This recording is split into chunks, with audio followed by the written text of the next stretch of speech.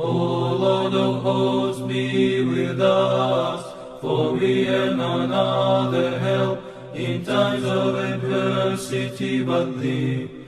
O Lord of hosts, have mercy on us. All right. Welcome back, ladies and gentlemen. This is David Patrick Carey with Church of the Eternal Logos, and I am joined by my compatriot, Bazed Lit Analyzer. How you doing today, sir? Hey, how you doing? I love this film. I'm so Hey, excited how about you this. doing? I'm doing pretty good. How you doing? Hey, shout out to today. We're going to be doing a movie review. This is a sponsored stream, and a very special shout out to Aaron.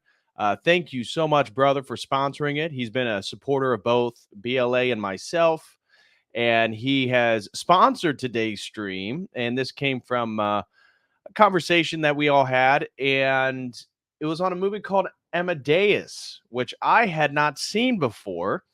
So I watched it, and we're going to be doing a review of it. I think there's a lot to unpack in this, and I called BLA one night and told him, "Hey, brother, I got a sponsored stream for us.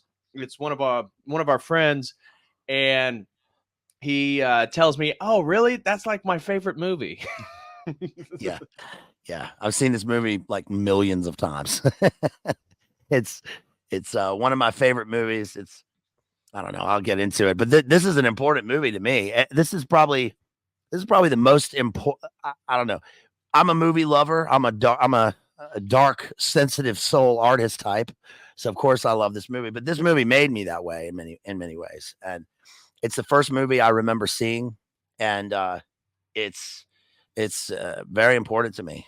I've seen it so many times, and Mozart has always been important to me. So I'm looking forward to getting into this one. I got a lot of facts up here in my noodle. Okay. Right. I mean, I imagine this one may go for a while. The movie itself, I watched the director's cut version, Mm-hmm. and I think that was what, 3 hours. Let me double check here. Yep, 3 Mm-hmm. hours exactly. The director's cut, and you know, obviously it's all in English, so Mm-hmm. that's not historical, and there are some historical inaccuracies. But the director said before this is more of a fantasy, and I'm sure you have a lot more to say about the adaptation um, from the stage and Yeah. taking it to the screen. But after getting through the movie, it kind of, for me, it kind of started like wondering what's going on here, what's going on here. By the Mm-hmm. end of it, I'm like, I can see why this is a classic film. Now, I Mm-hmm. saw some people in the chat say they thought the movie was gay.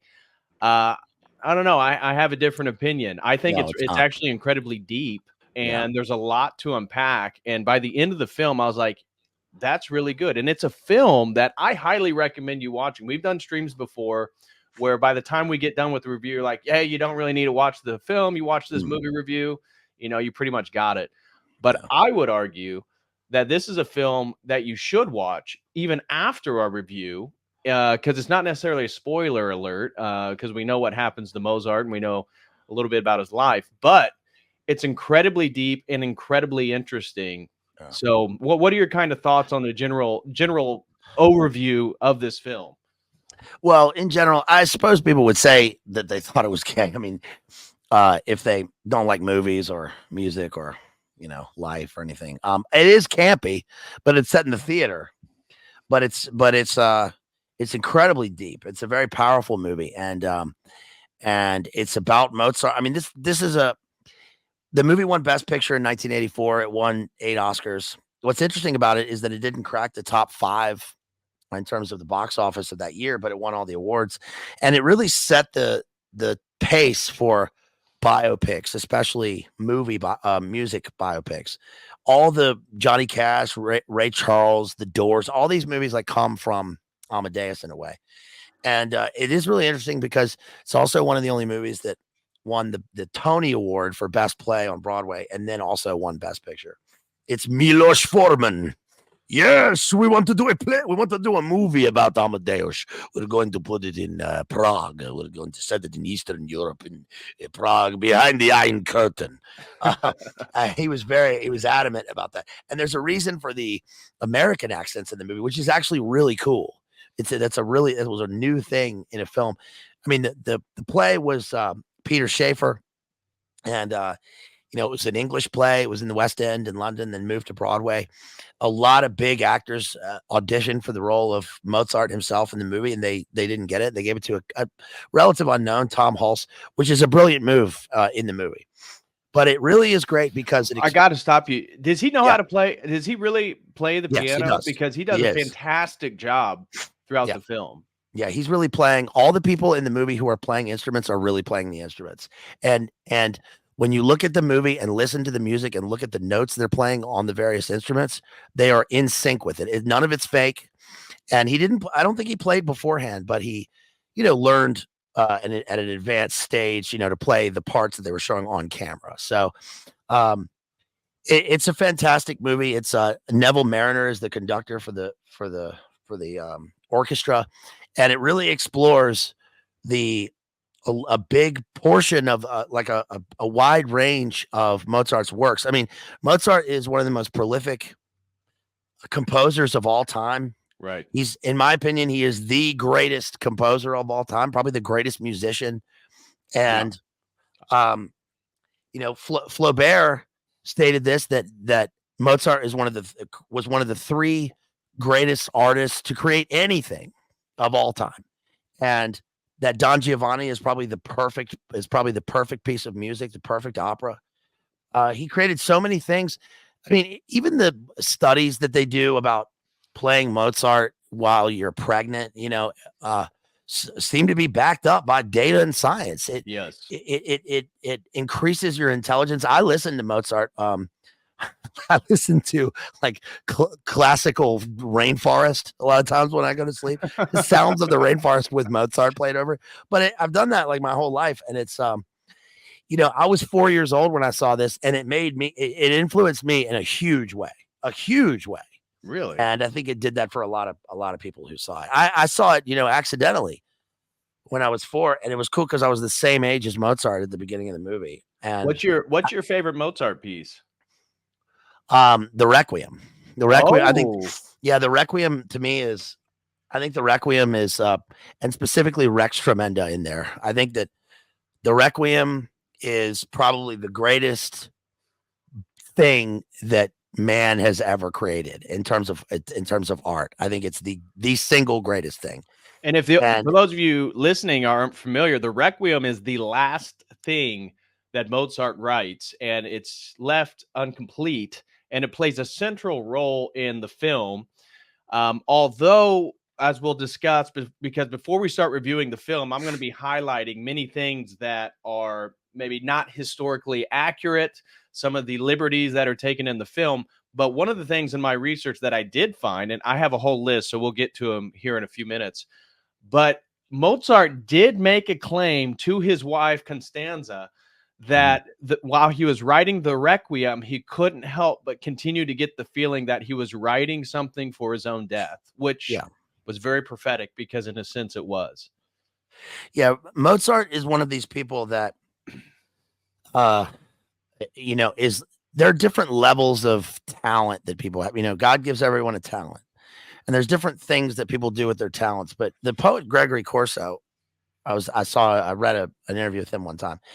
He was a Beat Generation poet, and he said there's 3 levels of talent, and one is talent. You get a thing and you do it. Let's say it's writing or music or art.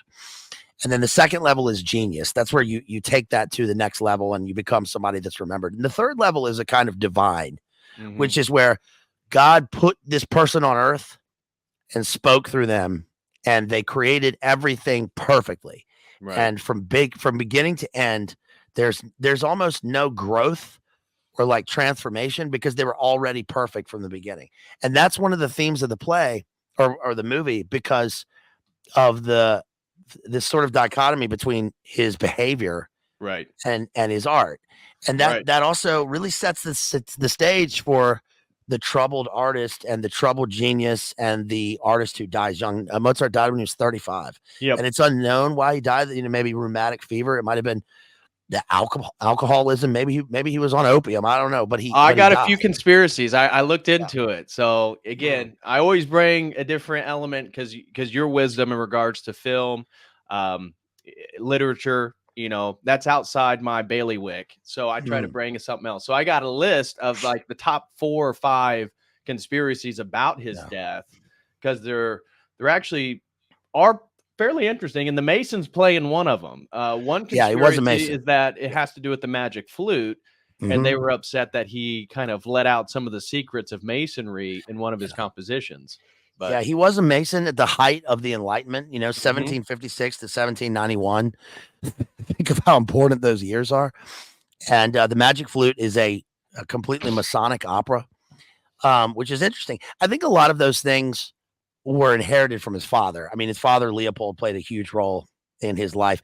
And also, I have the original vinyl here, which my parents got in 1984 when the film came out. This is the film vinyl. Wow. And it's really interesting because it even has, you know, it's got these inner liner notes, but it's still got the liner notes in it, and it's got notes on all the music. And I've always had this, and I've always been obsessed with this. This has always been my favorite record of all time. I just used to look at this when I was a kid. I would just look at it. Like, it looks so cool. You just look at it. I want to look at the album, Mom.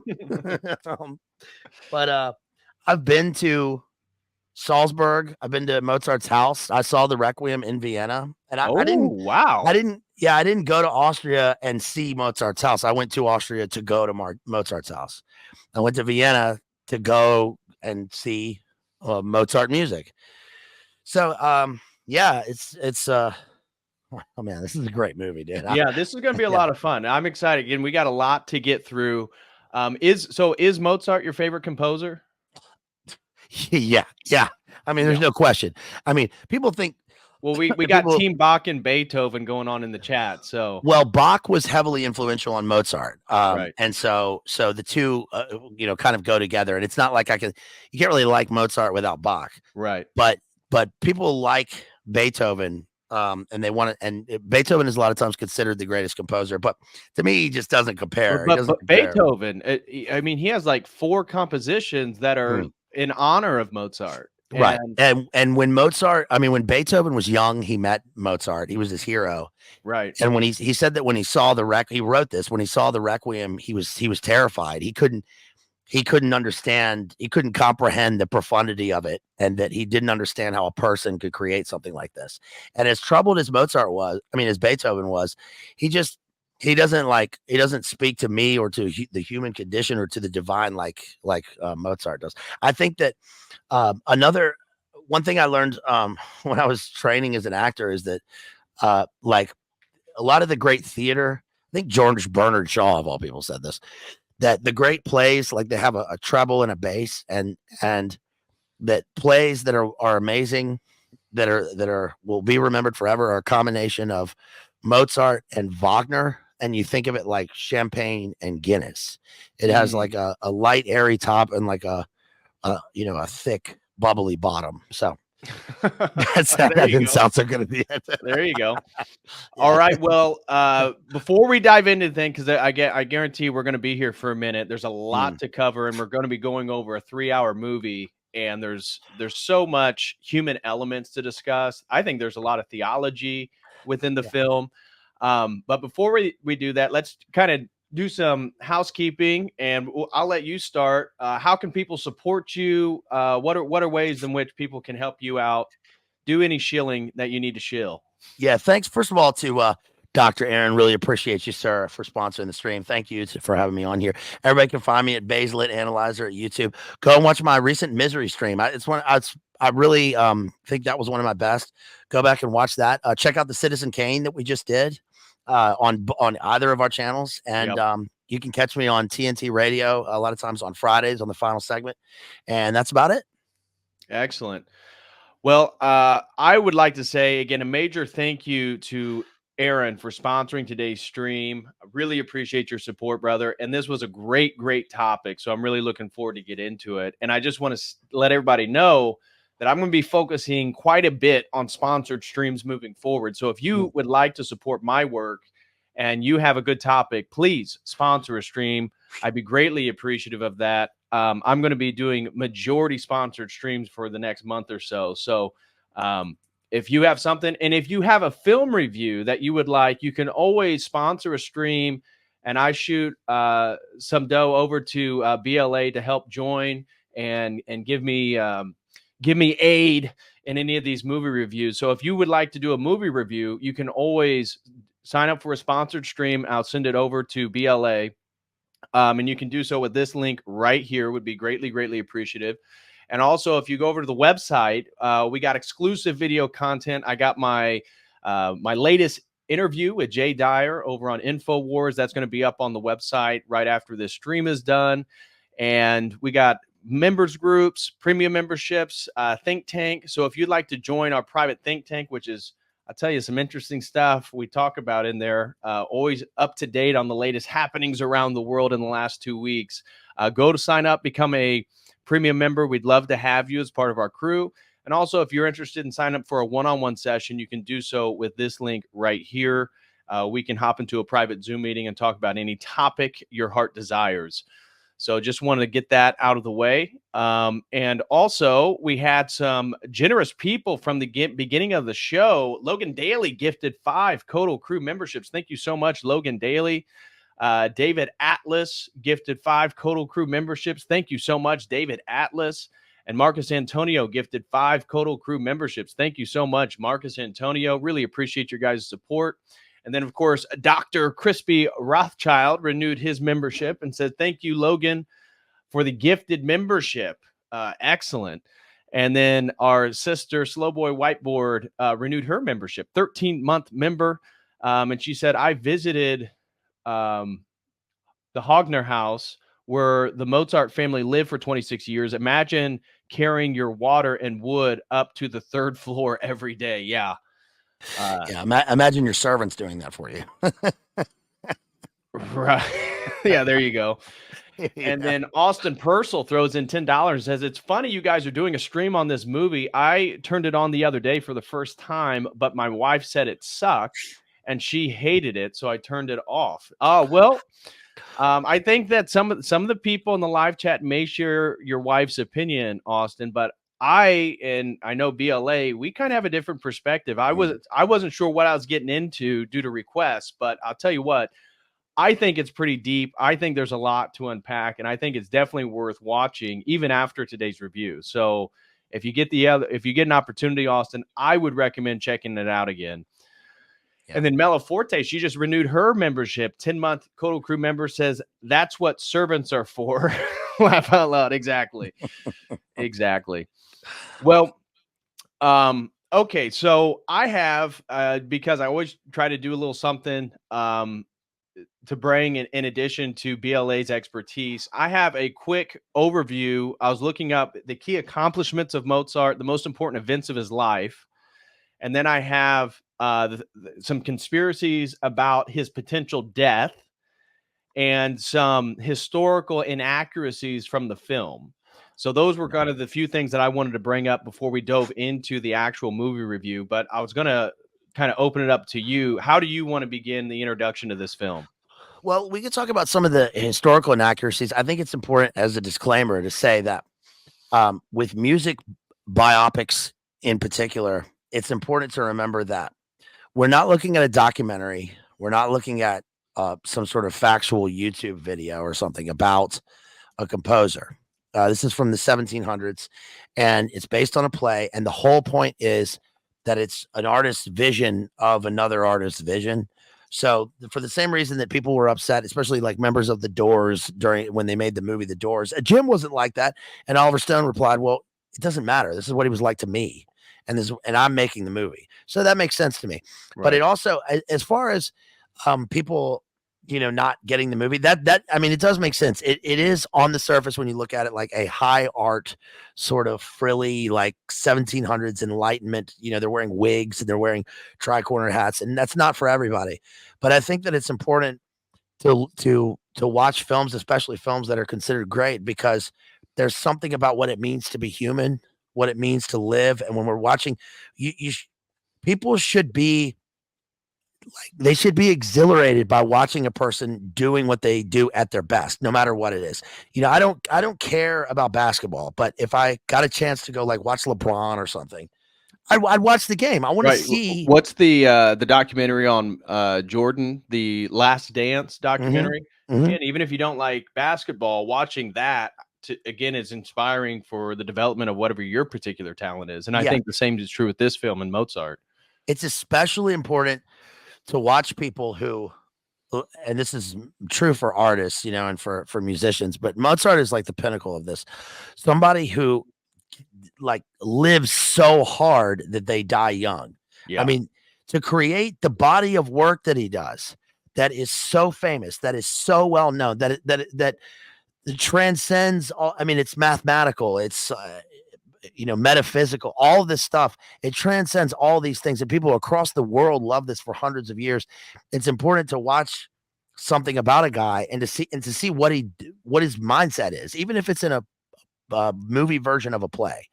So I think we're gonna look into this and see what that's about, and that's part of what gives the movie its drama. It's not just, oh, Mozart's creating stuff. They put there's a conspiracy and a imposter syndrome and a villain. Right. I mean, a true villain.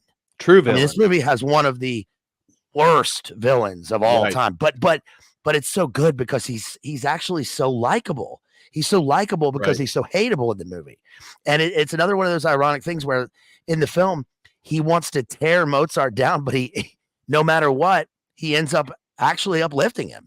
Right. And he's famous for this. So Yeah, and so what he's talking about, because I want to give a historical context as we move into it, is Salieri. Antonio Salieri was an Italian composer who was in the court of Joseph II, the emperor of the Holy Roman Empire, during the end of the 18th century there at the time of Mozart.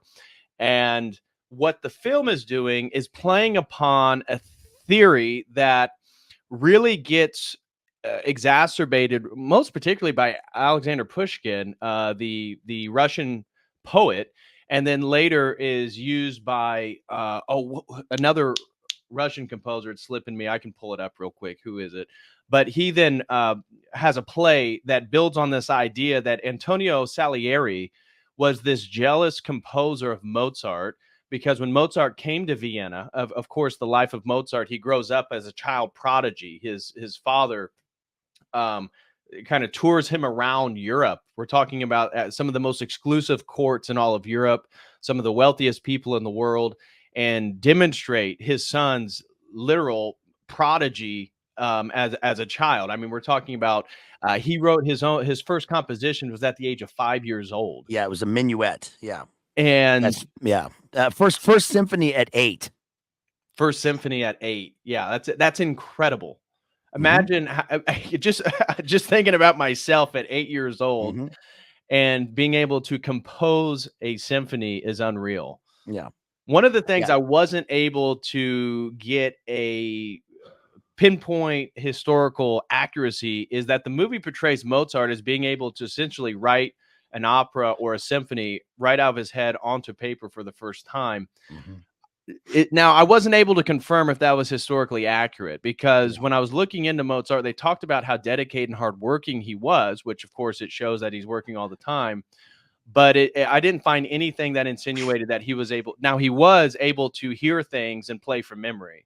So mhm, they highlight in the movie that, at one point Salieri makes this little composition to celebrate Mozart coming to Vienna, mhm. and this is his first meeting with Joseph II, Yeah, and the emperor decides that he wants to play the piece. Of course, he's kind of tone deaf. He does a terrible job. But Mozart comes in, hears the emperor playing it, and then is able to set down and replay it. And he plays it better than even yeah. Salieri had it composed. Yeah. Yeah. Yeah. Oh, it's a nice little composition. It was a little, but I think it yielded some interesting things, Yeah, right? it's a funny little. I think he says it's a funny little Yeah. composition. In the movie, that was, by the way, in the movie, the little march that he does when he walks in, when he's playing the Salieri, that's actually a Mozart song. It's not a Salieri. Oh, really? Yeah. So, So let me by the begin. way, one more thing, Go ahead. the conductor for the movie, Neville Mariner, said that he would do the film as long as they didn't change one aspect of Mozart's music. So it's like with Shakespeare. You can take away things you can omit parts because we have huge compositions and we can't fit everything into a 3-hour movie. So you can take away things, but you can't add anything. You can't add notes, which is the mistake that people make when they are trying to adapt great work into film. They often do that and they ruin the integrity of the music. So they didn't do that for this movie. They kept it completely whole. Right. So smash that like, guys. I know we got a few people here, over 100 people. So smash that like. Would greatly appreciate that. Let me begin by going over my just to give a contextualization of who Mozart is, some of his key accomplishments, because he really is a profound historical individual. Whether you like him or not, whether you think he was a shill for masonry, okay, all that's fair. But his childhood composition, these are the things that I wrote down. Childhood compositions: Mozart composed his first piece at the age of 5 and continued to write extensively throughout his childhood. His early works include the Andante in C for keyboard, and he set sonatas to violin and all types of stuff. And those were written in Paris and London. So again, traveling all around the place. Mozart's contribution to opera profoundly transformed the genre. His collaboration with Lorenzo da Ponte led to the creation of 3 of the greatest operas in the repertoire. That is the Marriage of Figaro, Figaro and Don Giovanni, as you mentioned. And the third one is Così fan tutte in 1790. These works are celebrated for their masterful combination of rich characterization, emotion, and musical complexity. And then the third point I had was symphonies and concertos. Mozart composed 41 symphonies, with some of the most notable being Symphony number 40 in G minor, Symphony number 41 in C minor, and the list goes on. I'm not going to read all of them. And then chamber music. My fourth point is chamber music. Mozart's string quartets and quintets are highly regarded. The set of 6 quartets dedicated to Haydn demonstrates his skill in polyphonic composition and formal innovation. And then the Requiem is my 5th point. One of his most profound works, the Requiem in D minor, as we said, was left incomplete, and it's going to play an important role in our review of Amadeus. But it was commissioned under mysterious circumstances, although later we realized that it was a count, and I have his name somewhere. All my information got screwed right before the stream started, so I'm trying to recover some of the information. But in the movie, what we see is Salieri. This is one of the most diabolical things you can imagine, right? So the way that the movies kind of speculates about the coming of the Requiem is that this composer, who's very jealous of the talents that God gifted Mozart, and he sees this as God essentially mocking him because of this vow that he gives to God, that he's going to essentially dedicate his life to becoming a famous composer if God grants it. And I'll explain some of this in here in a few, because it's important for the plot line of the movie. But the way that the movie describes the Requiem is that Salieri decides that not only is he sabotaging Mozart in his life and career in Vienna, but that after his dad died, he then puts on the same mask that the movie portrays that his dad used during his brief stay in Vienna before they got into it. And then later his dad dies, which is, Mozart's very upset about. That then he comes to commission Mozart to write the Requiem.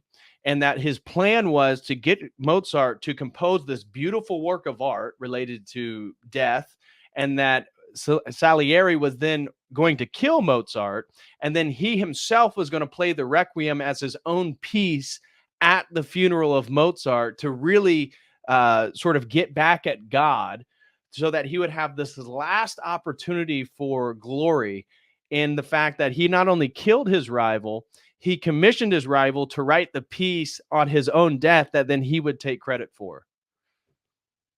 Yeah, I see. It's really Salieri really represents that part in Revelation where it talks about, you are lukewarm, and because you are lukewarm, you are neither hot nor cold. I'll spew you out of my mouth. That's what Salieri is. He says, I'm the prince of mediocrity. I represent mediocrities everywhere. Mediocrity. I absolve you. Right.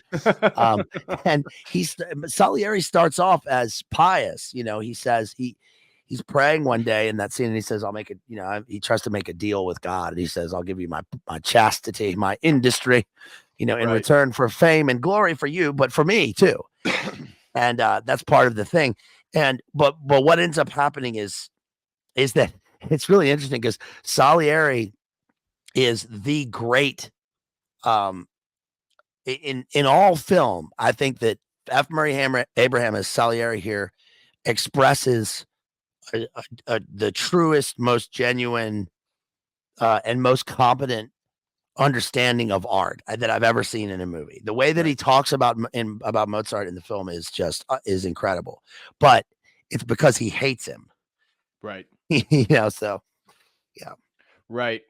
And the person who we believe historically, which we do have a record, that actually commissioned the Requiem was not Salieri, as the movie depicts, but it was Count Franz von Welsing. That was the name that I was looking for. And it's because he was grieving the death of his wife, and he wanted Mozart to compose a piece to celebrate I think it was a year after her death. So this annual event and sort of celebration of her life, he was the one that commissioned Mozart. But what the movie does insinuate that is historically accurate from my investigation was that as Mozart worked on it, he kept getting the feeling that he was writing it regarding his own demise and his own death, which did come to fruition. Yes. Just for a few more things, and the most important events of his life, I just wanted to highlight was the European tours. These were during his childhood. Those were taking place between 1762 and 1773. Then he gets the break with the Archbishop of Salzburg, who plays a role in our movie today, and that's in 1781. In 1781, from my investigation, was the most profitable year for Mozart in his life, because the movie is going to depict Mozart. All right, so where were we at? We were talking about the important historical events in Mozart's life. We talked about him again getting commissioned for the Archbishop of Salzburg. And then in 1782, a really important point, which is also depicted in the movie, is his marriage to Constanza Weber. And this was an important milestone for Mozart, because she is actually, even though in the movie she's depicted as very naive and somewhat skeptical of Mozart's work, she was actually an incredibly good woman that was very devout to Mozart. And he, even though he is known for his humor and his sort of indulgence in alcohol and partying, from my understanding, looking into it, he never cheated on her. So in the movie, it kind of depicts him cheating on his wife, or at least before they're getting married, with one of the opera singers. Yeah. I didn't find any historical record of that. And from everything that I read, Mozart was actually a pretty good family man. Mm-hmm. And they had 6 children, only 2 of which lived into adulthood, 4 of which died as infants. So yeah, none of them survived today. No descendants. Yeah.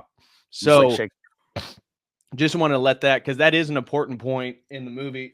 And then in 1787, he's appointed as the chamber composer for Emperor Joseph II of the Holy Roman Empire, which is really the main thrust of the film Amadeus. So those are kind of the significant timeline points. Now, in regards to conspiracies about Mozart's death, because that is a pretty interesting topic. I found sort of 4, and then the 5th one is a general opinion by some people. So the number 1 conspiracy is actually the one that's displayed in the movie, and that is a poisoning by Antonio Salieri. And if I can find it real quick, let me see if my stuff comes back. Oh, here we go. I found one source, because I was looking into Salieri. I was trying to find something that would connect any of this stuff together. And what I did find right here is a Guardian article that was talking about the feud that never was. So this article, the premise of this article is saying that there wasn't this real rivalry between Salieri and Mozart. However, upon reading the whole thing, I did find that Salieri was committed to a sort of an institute when he was older, and he did at some point during his older years claim that he actually killed Mozart. And so let me see if I find this. So as the rumor gathered strength, and this was a rumor, and it highlights that actually the son of Beethoven was one that exacerbated this rumor. That as the rumor gathered strength, all denials only served to reinforce it. Then in 1823, which is exactly what the movie depicts, Salieri, hospitalized, terminally ill and deranged, is said to have accused himself of poisoning Mozart. In more lucid moments, he took it back, but the damage was done. Even if few believe the ramblings of a confused old man, the fact that Salieri had confessed to Mozart's murder gave the rumor some semblance of validity. And this has kind of been the number one conspiracy theory about Mozart's death. Anything you want to say about that? Well, you can read a lot of. I mean, I have Mozart's diaries here. He was a voluminous and prolific writer. He wrote, he kept track of all of his stuff. And I think what's interesting is that a rivalry depends on two people to be rivals for each other. And Mozart really had no rivals. Right. He Salieri may have seen him that way, but Mozart didn't see anyone as his equal. And he was a fan of Haydn, and he, of course, met Beethoven when Beethoven was very young. I told the story about while we were off about that is my favorite thing. Can I just say this? So the first time I saw Mozart, I saw Amadeus. I remember it. I was on vacation with my parents in Williamsburg, Virginia. They had HBO in there, and I remember going into this room and watching it while everybody went to sleep. And I didn't know what it was. I just turned it on and I watched the movie, and I was immediately hooked in this movie. I thought it was the coolest thing I'd ever seen it because I was a little kid and I liked tri-corner hats and all that stuff. And we were in Williamsburg, and then the part where he's like under the table with her, I thought that Stanzi was. I still think that Stanzi is like my ideal woman. She's the most beautiful woman I've seen in a movie. I still love her, and what was interesting is that he learns, he played by ear, but he also became he could write music, obviously, but he would memorize music by ear. And then I made my mom I started taking piano lessons in preschool, and I learned Suzuki method by ear. So I played for 9 years. And when I was little, I was so obsessed with this movie that when I was 5 years old, like I got composition paper, for a music sheet, and I wrote fake music. I wrote musical notes on it, like I was pretending to be Mozart. And I remember in first grade, they had a biography on Mozart that I read, and I read the story about when he was 5, he went to the court of Joseph II, and he sat in Marie Antoinette's lap. And she was older than him, and he jumped in her lap and looked up and said, "Will you marry me?" And ever since then, I thought oh, Marie Antoinette must have been super hot, right? So I was in love with Marie Antoinette when I saw it. And but I think from all records, she was. Yeah. And I loved his memory. I loved in the movie. The first time I saw the movie, I remember this, that how he could remember a piece of music in whole, or he could remember entire compositions and just transcribe them onto the paper. Now, a lot of times that's inaccurate in terms of, people assume with, Mozart is a classical musician. Beethoven sort of segues into the Romantic era, sort of two different periods. And people assume that the Romantic poets did this because it's kind of a first thought, best thought, as if they just wrote poems down perfectly on the whole. But that's not really what they did. It took revision, and you can find facsimiles of this. But I don't know if there's any facsimiles of Mozart with different edits of his music. So he may have done that and revised them, or he may have revised them in his head and then wrote down the music perfectly, which is what happens in the movie. But as far as the conspiracies are concerned, I mean, yeah, it's possible. It's obviously possible that someone could have poisoned him. I mean, someone that famous and that good, especially with, other mentally ill musicians around, especially like this guy, Salieri, who in the beginning of the film cuts his own throat. Right. And that's certainly possible. He was involved in politics. Mozart didn't care about politics, but he was involved in the political court. So obviously people didn't like his access to the emperor. They didn't like, various things.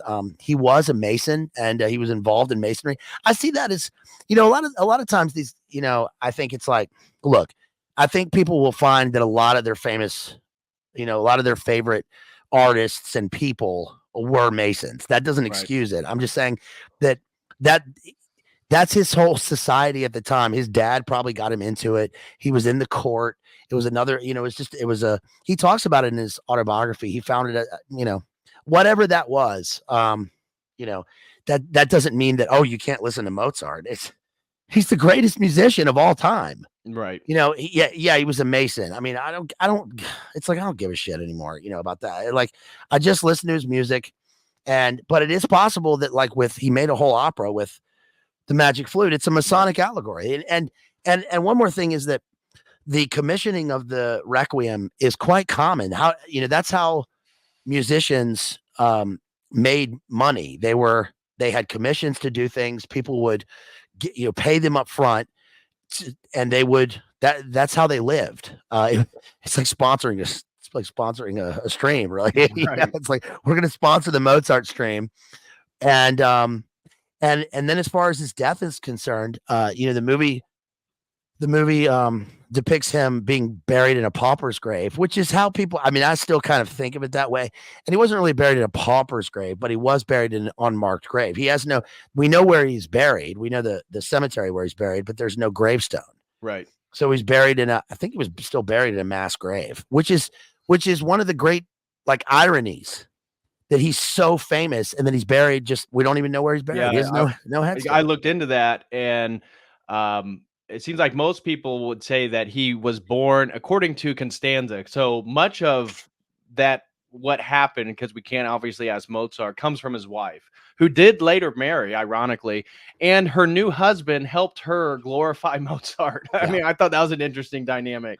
Yeah. So she writes his biography, and she's aided in that, although she was very devout to Mozart, and she did not marry right away. She was not interested, but years later, she did find another man. I believe he was also a composer, and they married. And he actually aided her work, because really, for the rest of her life, she was celebrating Mozart and popularizing his work. And the way that they got out of poverty, because it is true that when Mozart died, he did have debts. Yeah. And so Constanza was in a difficult spot. And apparently what they did is that Emperor Joseph II allowed her to promote his symphonies and his work, and she got a financial return for that. And that's when his popularity really exploded after his death. And eventually she was able to pay off the debts. She was able to get back to a middle-class life. And eventually she became personally wealthy later in her life from all of Mozart's work. Yeah, good for her. Good for her. I mean, it must be difficult. You're married to the most famous man in the world, right? But you have nothing to show for it, right? So she's got to raise her kids. So I guess, later on, two boys. Two boys. And one of the last things I was going to say in regards to the Salieri thing, and I'll go to the next conspiracy, was that his wife, Costanza, mentions in the biography that Salieri, so she claimed that Salieri had been offered De Ponte's Liberato of Cosi fan tutti, and had rejected it as claiming it was not worthy. When Mozart got his hands on it, he humiliated Salieri by making it one of the most successful, one of the more successful works of his. So does that mean that he was out to get him? Not necessarily, but it is interesting. I think there are little legs to the speculation because of the strange proclamation of Salieri when he was sort of deranged and an old man in a psych ward in 1823, saying that he killed Mozart.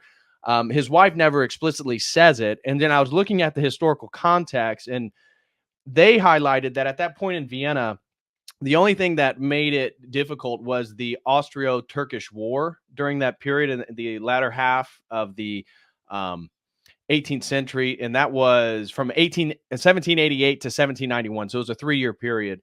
And work as composers kind of was difficult during that point. But generally speaking, in Vienna, there was so much work for composers that, they competed for jobs and they competed for sponsors to sponsor them to write another piece. But from what I was reading, there was so much money and there was so much interest from the aristocracy that they all kind of got their share. And even Salieri made plenty. And one of the things interesting, well, I'll mention that and when we go into the historical inaccuracies. So Okay, finishing up the conspiracies, guys. The second most popular conspiracy that I found was the Freemasons. That the Freemasons, so I wrote down another theory suggests that Mozart's involvement with Freemasonry may have led to his ultimate death. Some theorists claim that Mozart revealed secret Masonic elements in his opera, The Magic Flute, and as a result was punished by the Masons. However, there is no substantial evidence to support this claim, and many of Mozart's Masonic brothers attended his funeral, which argues against the theory of a Masonic betrayal. But from what I found, that was like the second most popular conspiracy. The only thing that it revealed was the guy in the parrot suit playing the little xylophone. A tasty little dish. That's what they do in their meetings. They're like, we don't like that being out there. And then the third conspiracy that I found was jealous colleagues. So Mozart was known to have had contentious relationships with some of the other magicians and patrons, musicians, and leading to speculation that a potential rivalry of jealousy and envy of his talent and success may have had a hand in his demise. However, these also are purely speculative, and there's no real evidence to support the claims. Then the fourth one is medical malpractice. I was not aware of this one. So one theory argues it's still speculative, but involves the possibility of a medical malpractice. During Mozart's final illness, it is believed that he was treated with antimony, a common remedy at the time, which is toxic. Mercury treatments for potential syphilis infection have also been suggested, both of which could have worsened his condition. So those were the four big conspiracies. But modern medical opinions argue that he might have just died from complications related to a strep infection, leading to conditions of rheumatic fever, which was common and fatal at the time. Other researchers have suggested possibly kidney disease, heart disease, or some other type of acute illness. Or the other one was that he just worked so hard and he lived just such a sort of malnutritious life. He drank a lot of alcohol and he basically killed himself. Yeah. So not like an actual suicide, but just the way he lived his life towards the ending of his life may have been the way and the reason for his death. So those are the conspiracies surrounding Mozart's death. And this is what the movie plays on and really builds on the first one of Antonio Salieri.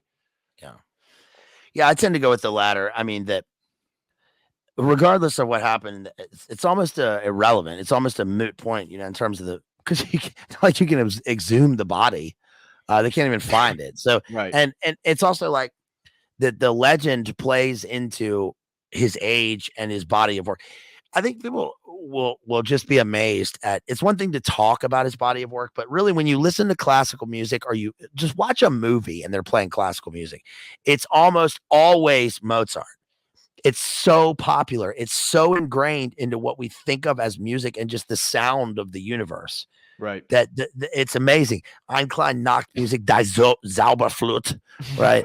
The Marriage of Figaro, the Requiem, the Minuets, the Adagios, the Lacrimosa. There's so much. It's like 800 separate works. The number of, even with just the body of work, even compared to Beethoven, it just dwarfs everyone else. But it's not just the amount of work; it's the brilliance of it. There's just, again, great artists and people and normal people and critics and everybody have talked about how his work is. There's so much of his work that is perfect. There's nothing that ever could. It's like that one scene in the movie where the guy says, "It's simply too many notes." Yeah, the Emperor. Too many notes. Yeah, and Mozart says, "Well, there's neither fewer or more notes than I required at the time," which is to say, like, no, it's perfect. Right. The way that it is. And the Emperor has a point. It's like there's only so many notes you can hear in an hour. But I think that the difference is that Salieri represents a kind of artist who is popular at the time. And like, let's say it's a movie maker, makes popular movies. I mean, he's a guy making Avatar or something, right? He's very popular. But Mozart is a guy making music forever. Right. It may not be big. I mean, like Don Giovanni's like 5 performances, but it's the most perfect opera and it's still performed and nobody knows Salieri. Right. So. Right. Well, and that's the thing that leads some of the people that buy into the Salieri conspiracy is that he didn't write anything after Mozart's death. His work, but he did have popular works. Yeah. And to some degree, he was overshadowed by Mozart, most specifically after Mozart died. So what a turn of events. That would be even more ironic. Say he did do it, that he tries to kill Mozart so that he can redeem his popularity. And in fact, it backfires and Mozart becomes even more popular after his death. Mediocrity. Mediocrity everywhere. But one of the things that leads against it is that Costanza allowed one of the Mozart sons to be taught by Salieri. So even though Salieri did not compose anything, and this would be my argument against those that would bring up the point that Salieri never composed anything after Mozart blew up in popularity, I would point out that that is interesting. However, Costanza didn't view Salieri as an enemy enough, or even believe that he was behind his death, to commit to pay for him to educate one of Mozart's sons on how to play piano and compose. Yeah, Mozart did that too. He was a tutor. Right. He left that out of the movie, but he was a tutor for a lot of people. And he did have a temper. He was kind of like in Citizen Kane remember the guy giving lessons to the Citizen Kane's wife, right? To Kane's wife. And he's like, some people just never get it. And Kane comes in and he's like, I hired you to teach her, not to give your opinion about it. Well, Mozart walked out of a bunch of these things. He was like, I'm too good for this. But he had to get money. So I guess Salieri was doing the same thing. Right. Yeah, that's really good. We got 2 super chats and one very generous super chat for us both. BM Duper throws in a super chat for $10. He says, "Excuse me, have any of you fine gentlemen seen my wife? She's the type of lady who will sit on the toilet eating a Reuben. Good evening." Oh, you talking about Adele? Yeah. Listen. Yeah, I'd like to see her with an apple in her mouth. All right, look, I like Adele. She's a nice lady. She's got a nice, not a nice voice, nice set of pipes too. You know what I mean? Nice set of pipes. What? I want to see her on the toilet eating a Reuben. Yuli throws a very generous super chat over on the Dono chat of $150. And he says, "Thanks for the content. I appreciate you guys and your work. This Dono is for both of you." Well, I'll make sure to split that with BLA after the stream. So thank you very much, Yuli. That is very generous, brother. And we both really appreciate that. So thank you very much. And if you guys have any questions or comments, or you would also like to support our work, feel free to send in a super chat using the Streamlabs or the Dono chat or YouTube. And if you're really feeling generous, we have any nubs out there, feel free to gift some COTEL Crew memberships. That's always great for everybody in the chat. And Aaron throws in $20, says, "I love that y'all are an hour in and haven't even got to the 3-hour film." It's what we do. It's what I think everything we've said so far, other than the power outage, has been important to contextualize for why I think it's an important film and why I think it's so interesting. Yeah. So last thing I have, and now we'll start to get into the film, I promise you. And thank you, Aaron, very much for that, brother. Is the historical inaccuracies. So I wrote down a few. So again, did my due diligence.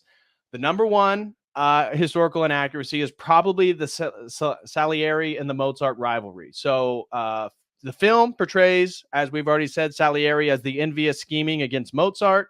However, the fact is, while Salieri and Mozart were contemporaries and likely rivals to some extent for opportunities for their work, there is no evidence that such an intense personal animosity existed.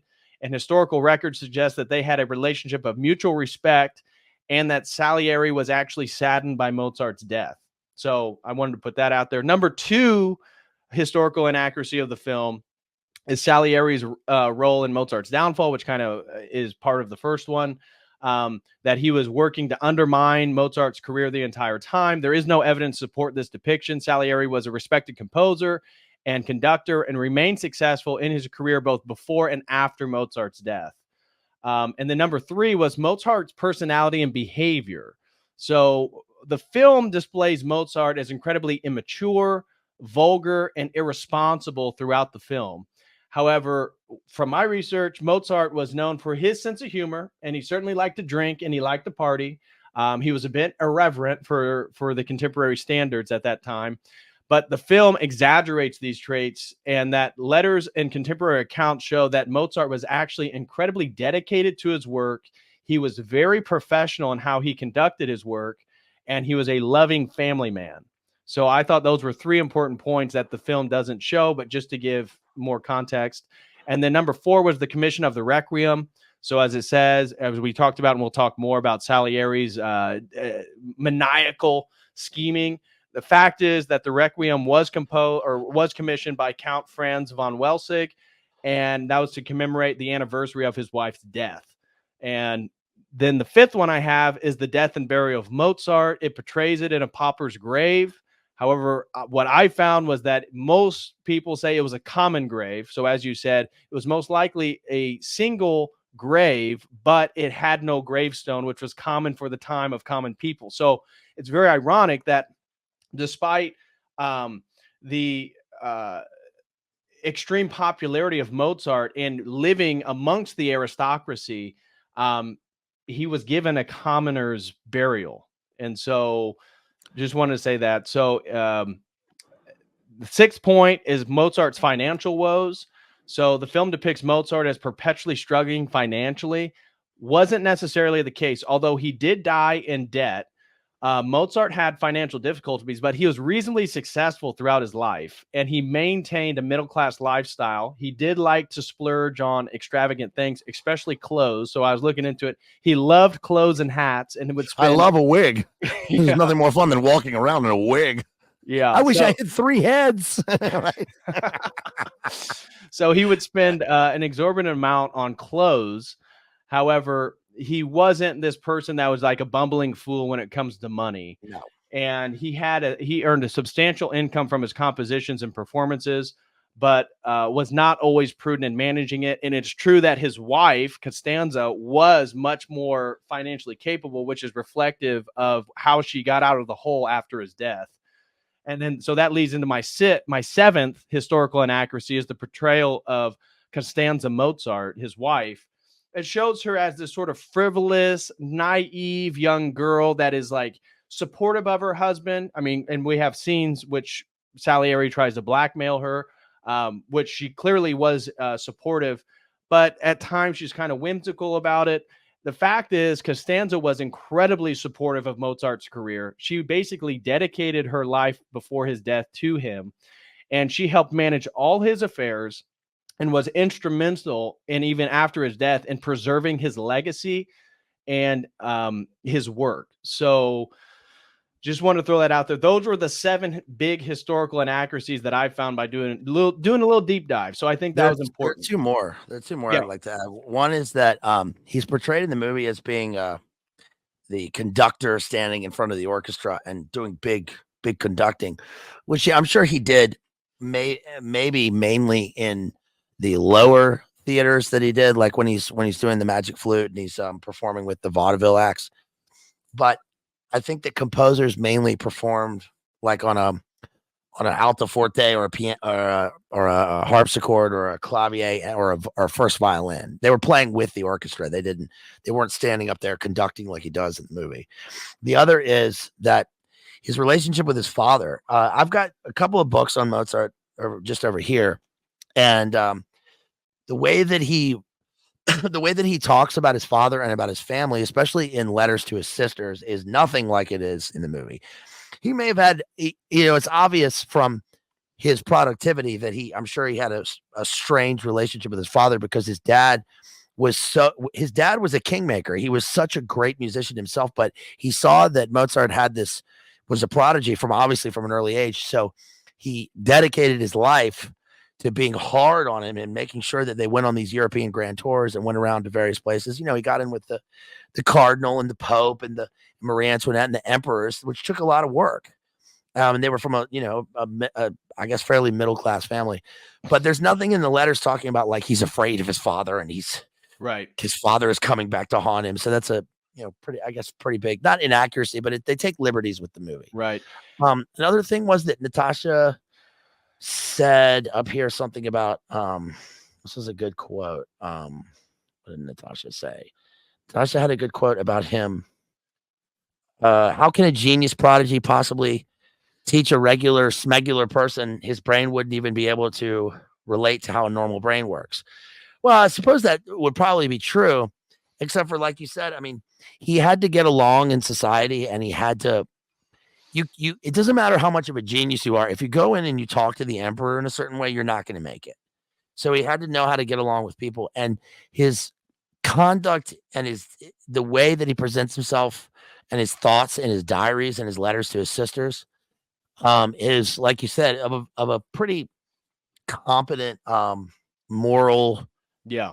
adult person. Yeah. He's aware And how great of an self-aware, artist. right? Yeah, Yeah, he was very self-aware, which he the is movie clearly doesn't portray. self-aware that he is by far greater than anybody else.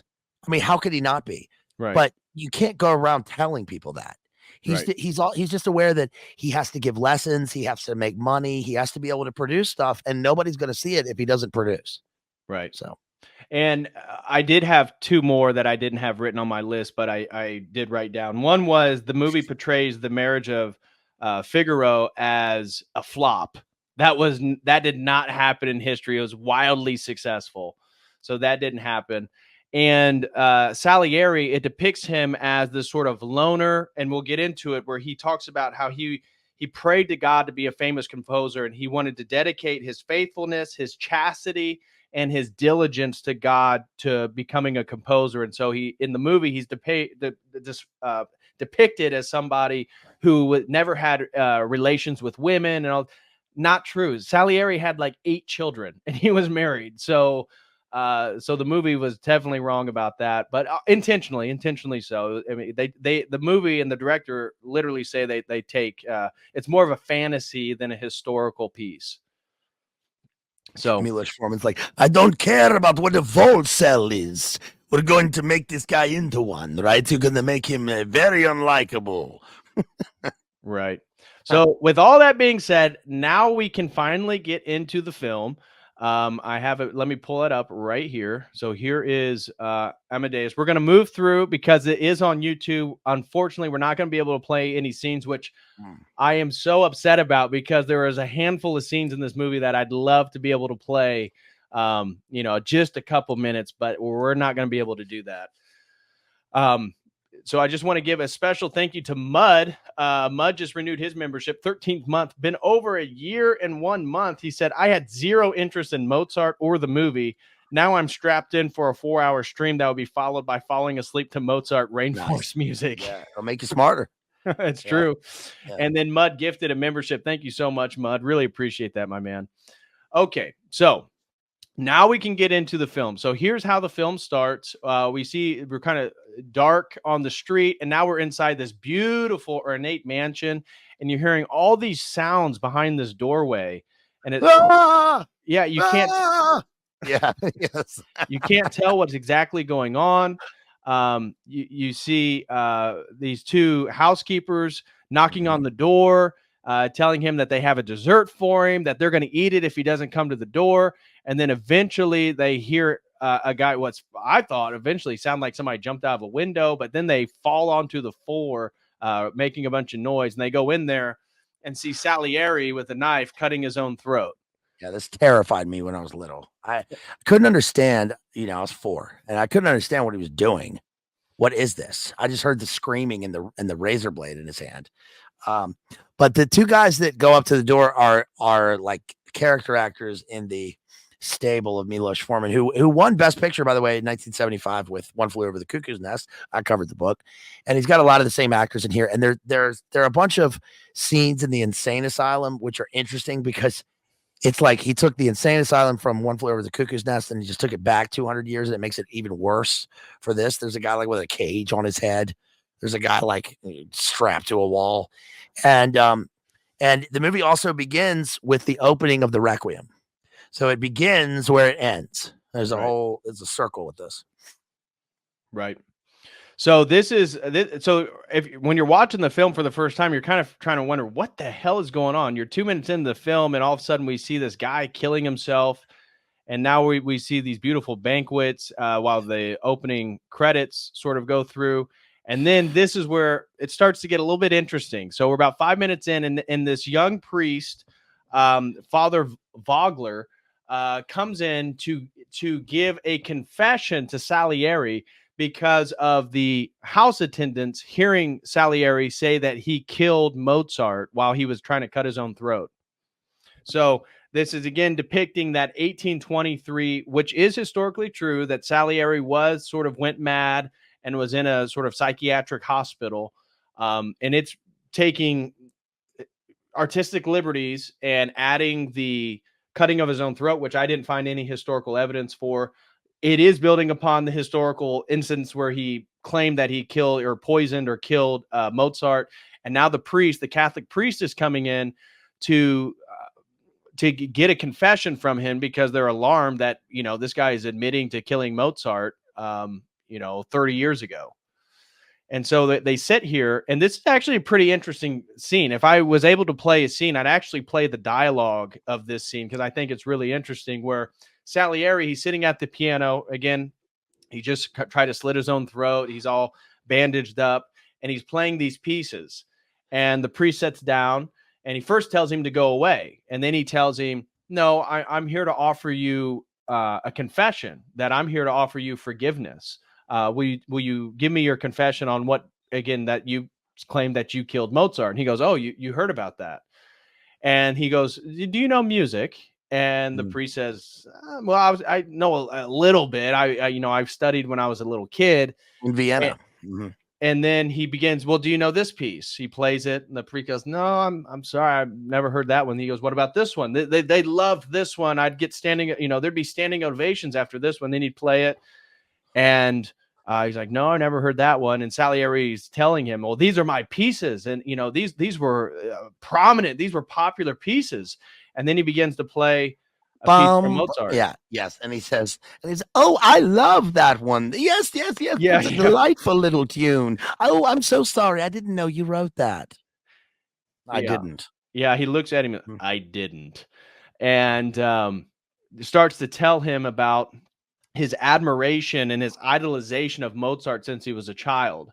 And so this is it's really interesting. Again, just the narrative of the movie, because Salieri starts here by talking about how when he was a little kid, because I believe he was, it wasn't a huge age there. I think it was about 10 years or so, the difference between Salieri and Mozart. Yeah. And Salieri says, I idolized Mozart from my childhood.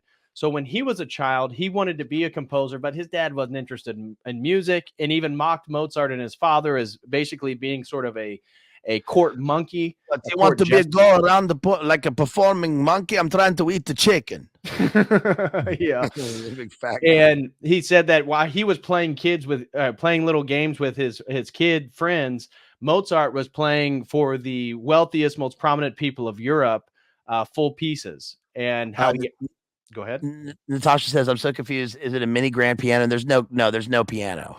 There's no piano yet. It's an alto forte, and then there's a harpsichord. They don't have a grand piano yet. It's not even around, right. Which is why they have the black keys on the keyboard. And the other interesting thing here is that the song he plays is da da da da da da da da da. That one. Yeah. Oh, I love that one. And then when they show Mozart for the first time, he's blindfolded, and he's playing on a harpsichord, and he's in a royal court. And then they show Salieri, and he's blindfolded trying to hit a piñata. Right.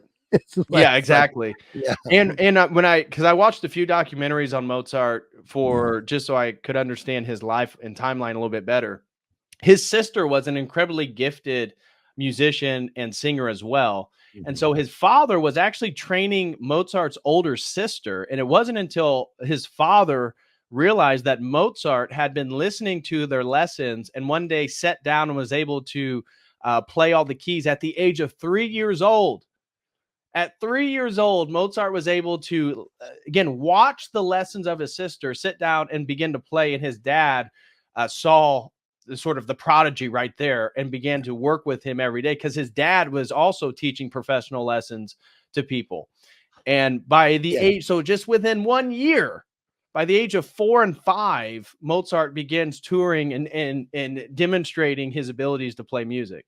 I remember my first piano recital. I was 5 and I played a minuet, and there were 3 other guys there. And this is funny because they were all older, And I still one of the guys was this guy Francis Park, was a guy Mason Bates and Palmer Pearsall, and one played the violin. They each played separately, one, and then two of them played the piano. They all played Mozart. All four of us played Mozart pieces. Francis Park went on to become a professional musician. Mason Bates is a big time composer. He plays in New York and Chicago. He plays at the Met and all these places. And all three of them are musicians now. And it was all around the time in the 80s when the movie came out. It's just goes to show you how popular and how forceful the movie was, and also how Mozart's music does that. Right. But yeah, listening to the music and being able to play the entire composition at once, and that happens. I'm glad that he recognized that.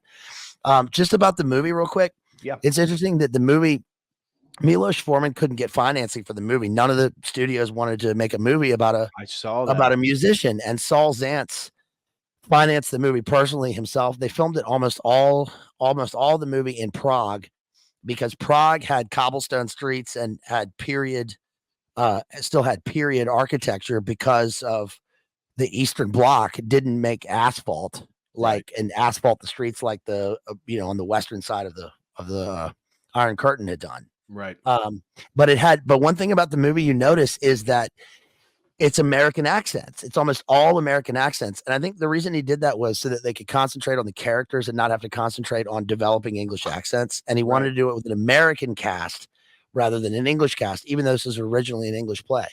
Kenneth Branagh was originally chosen to play Mozart in the movie, or young Kenneth Branagh.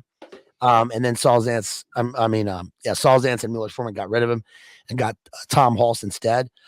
One of the other characters in the movie is Simon Callow. He's the guy that plays Papagenu. He's the guy who he's the guy that works for the vaudeville company at the end. He doesn't appear until 75 minutes into the movie. He played Mozart in one of the earliest productions of Amadeus by Peter Shaffer. And Simon Callow was the patron of the drama club at Queen's University where I went. He's the one who paid for the plays that we put on, which is pretty cool. Wow. Mm-hmm. Yeah, that's really interesting. Okay, so we have this opening confession here. So here's Salieri lamenting again his idolization of Mozart. And so as we move through here, this is when this is him talking about his opera, and he's like, "I'm sorry, I've never heard of it." And then he plays the little Mozart piece, and you'll see right here that the priest lights up, and this is when Salieri says, "It wasn't me."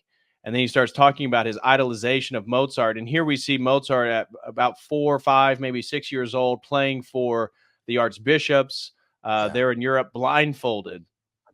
Yes, and he did this. He really did this. And played violin, blindfolded, played backwards, played forwards, played upside down. Right, which the movie also depicts. Mm-hmm. And so this is then Salieri talking about his wish to become a great composer. And that one day they were sitting in mass, he's with his mother and father, and he prays to God that he will devote his faithfulness, his chastity, and his diligence to the Lord for the rest of his life if he allows him to become a famous composer. And this is when he describes that his father dies. And so his father did not like the idea of him playing music. And he choking on that fish bone. I know the movie is so long that it's hard to stop on a particular scene here. Anyways, he chokes on a fish bone and he dies. And Salieri says, "Well, if you were me, Father, wouldn't you say that this was a miracle or a blessing from God?" And the priest is kind of stunned. He's like, doesn't really know how to respond to that. And Salieri just keeps going on. So this leads into Salieri talking about how eventually his dream that he prayed to God was fulfilled, and he began to compose music. And eventually he got hired by the Holy Roman Emperor Joseph II, where he became his personal tutor and the court composer. So he finally achieved his dream. By the way, Joseph, you recognize who plays the emperor there? It's Jeffrey Jones, who was in another movie that we covered, The Devil's Advocate. He's yes. He's a real life convicted creeper. And what's interesting about the movie though is that he's really good in the movie, And he actually looks right there. They clearly designed him to look like Mozart because there's only there's only a few different portraits of not three, but there's a few different portraits of Mozart, and they all look completely different. And one of them, he looks exactly like that. Yeah, Which I is actually really found let me pull it up real quick. I found a YouTube channel that basically does reconstructions of historical people's faces.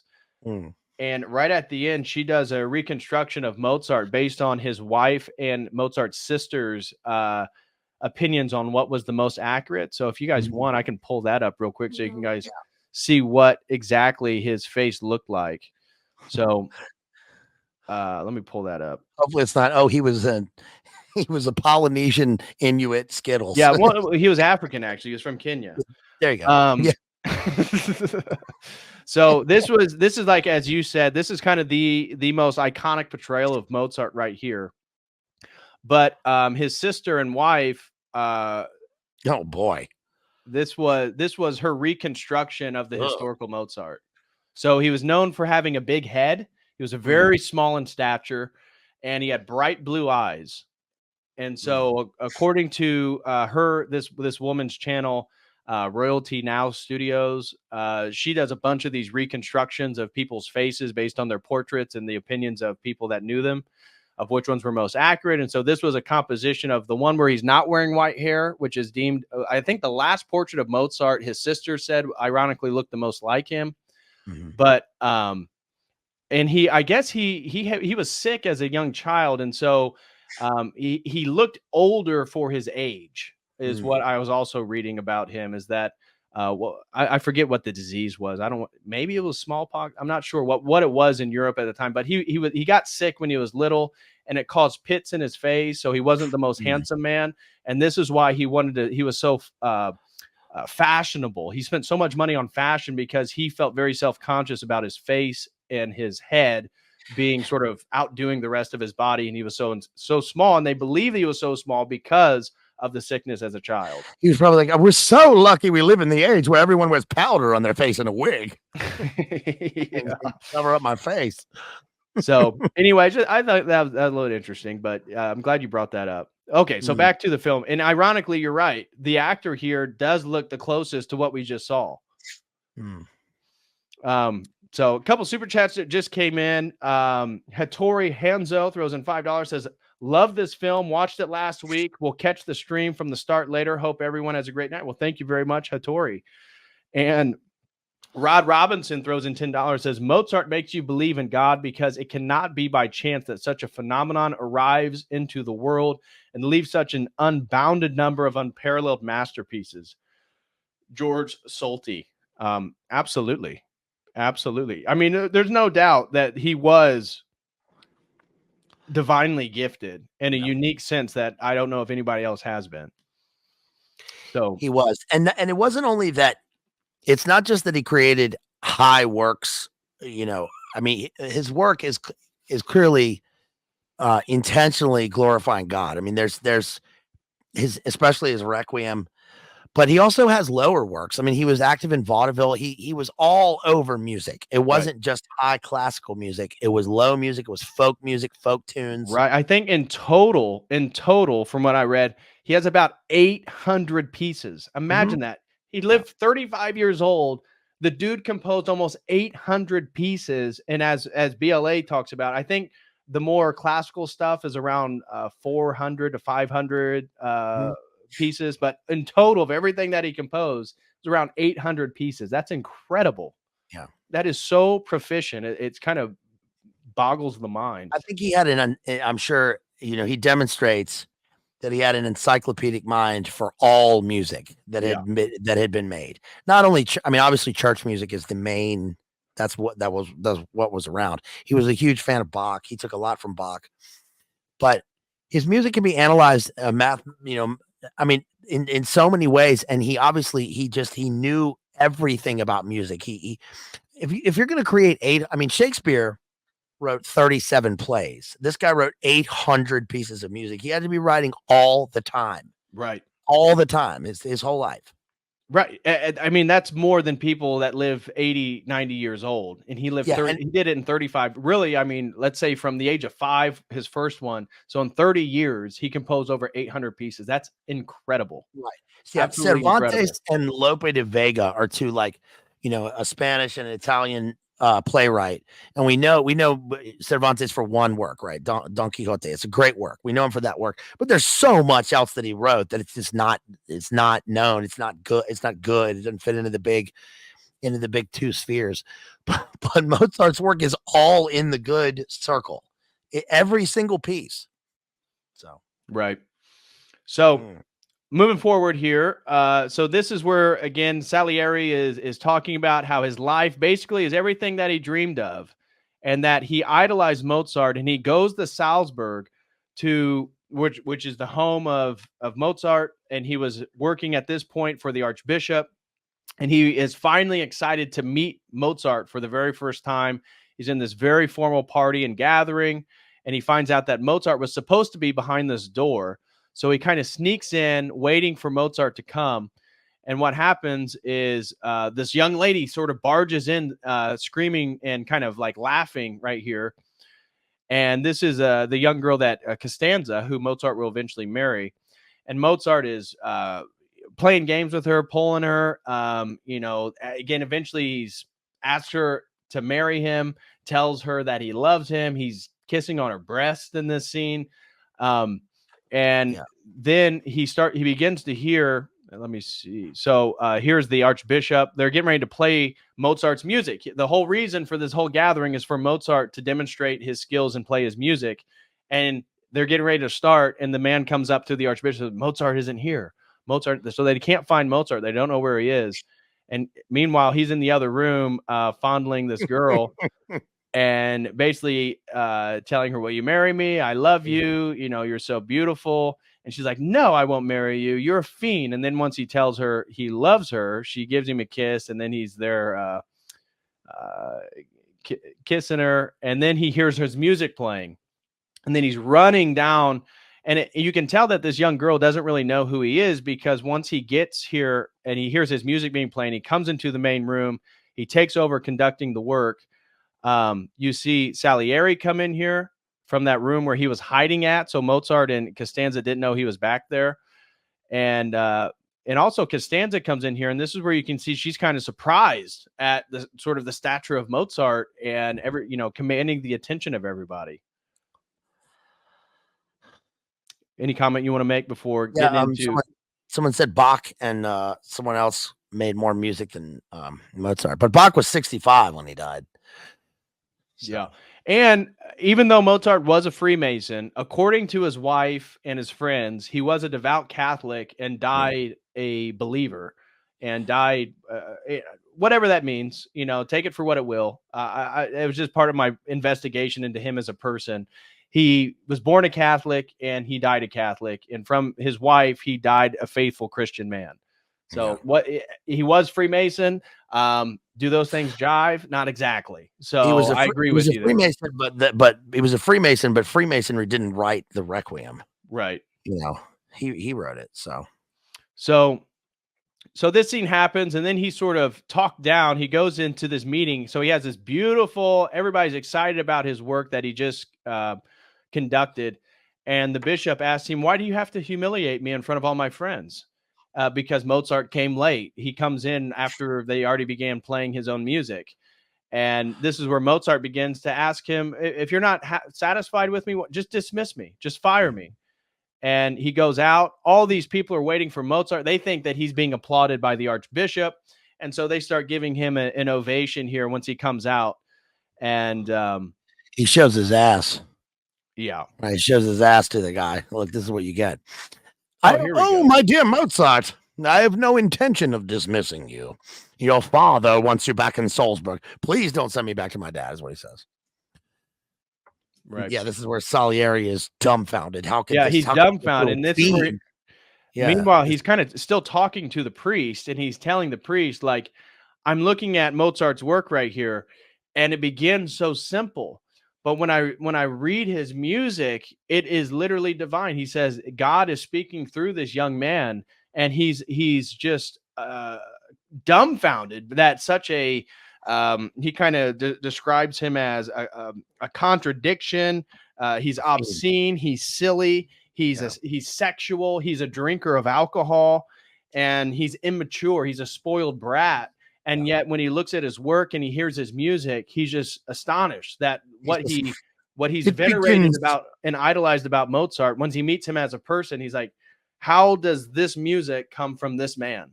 He says it begins so slowly, and then a single bassoon floating above it was the voice of God.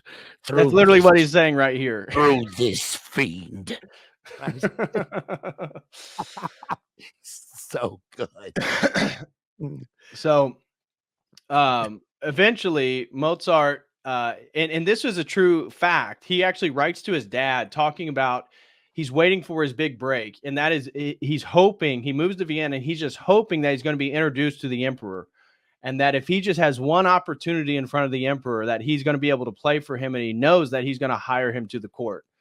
And this next scene is where the movie kind of depicts this happening.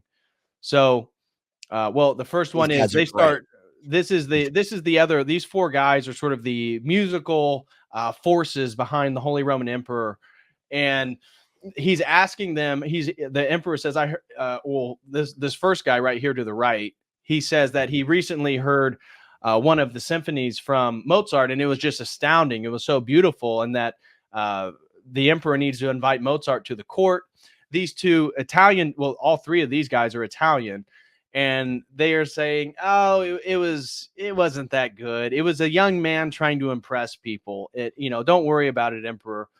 And then eventually Salieri, at this point, though he's kind of distasteful of Mozart, who he is as a person, he doesn't hate him yet. He hasn't turned into the true villain yet. Mm-hmm. And he says, well, I think Mozart's very good and he's very interesting. And I don't, it wouldn't hurt for him to come to the court. And the emperor says, well, I'd love to make a sort of national piece in German. So Kapellmeister says, let it be German, right? And then the other two guys, especially the fat guy, I love the fat guy. He's like, I agree with the Kapellmeister. It should be Italian, right? Right. And then Salieri, at that time, almost all operas were in Italian, and that was the language of opera. The language of opera, the language of love. They say German is too brute. And then, of course, when they bring in Mozart, he says, let it be German. Right. We need a folk opera, something for the German people. So this is what the conversation that's occurring here. And he goes, there it is. Yeah, and so it is. And so this is Salieri then praying to God to give him some sort of inspiration. If he could just make one symphony, compose one thing that of the quality of Mozart, then he will be happy. God will have fulfilled him. And so this is the scene now in which Salieri, Mozart's getting ready to be introduced to the emperor. And Salieri has composed this little piece to celebrate this monumental moment when Mozart's going to come to the court of the Holy Roman Emperor. And the emperor is like, oh, interesting. Thank you, Salieri. You mind if I play this? And he sits down and plays it. And Salieri has already confessed to the father, to the priest, that the emperor, he was tone deaf. He wasn't very good, but he was his personal tutor. And so he says, oh, sure, your highness, sit down. And he begins to play it terribly. And you can see Salieri sort of cringing at the sound of the emperor playing his piece. But the emperor then says, call in Mozart, but slowly. Let me practice this one more time. With some force. Yes. And he's trying to give him lessons. The guy's clunking on the piano. Yeah. There was a brief scene, which is one of the best scenes in the movie, which is where Mozart's getting his wigs. He tries on like the white wig and then the pink wig and then the other big white wigs. I wish I could have 3 heads. They're just so fabulous. Mm-hmm. And then, of course, the Chamberlain, his Chamberlain is that the bald guy from Return of the Jedi? He plays the beat bop slave on Cloud City. I'm not sure. to what's his name? It looks like the same exact guy, same exact character. With some force, here you go. Look at the Kapellmeister in the background. I love the big fat guy. That's hilarious. He's so intrigued by it. Yeah, and so great. You see Salieri trying to coach the emperor, but of course it's the emperor of the Holy Roman Empire. He can't tell him, no, Your Highness, let me play this.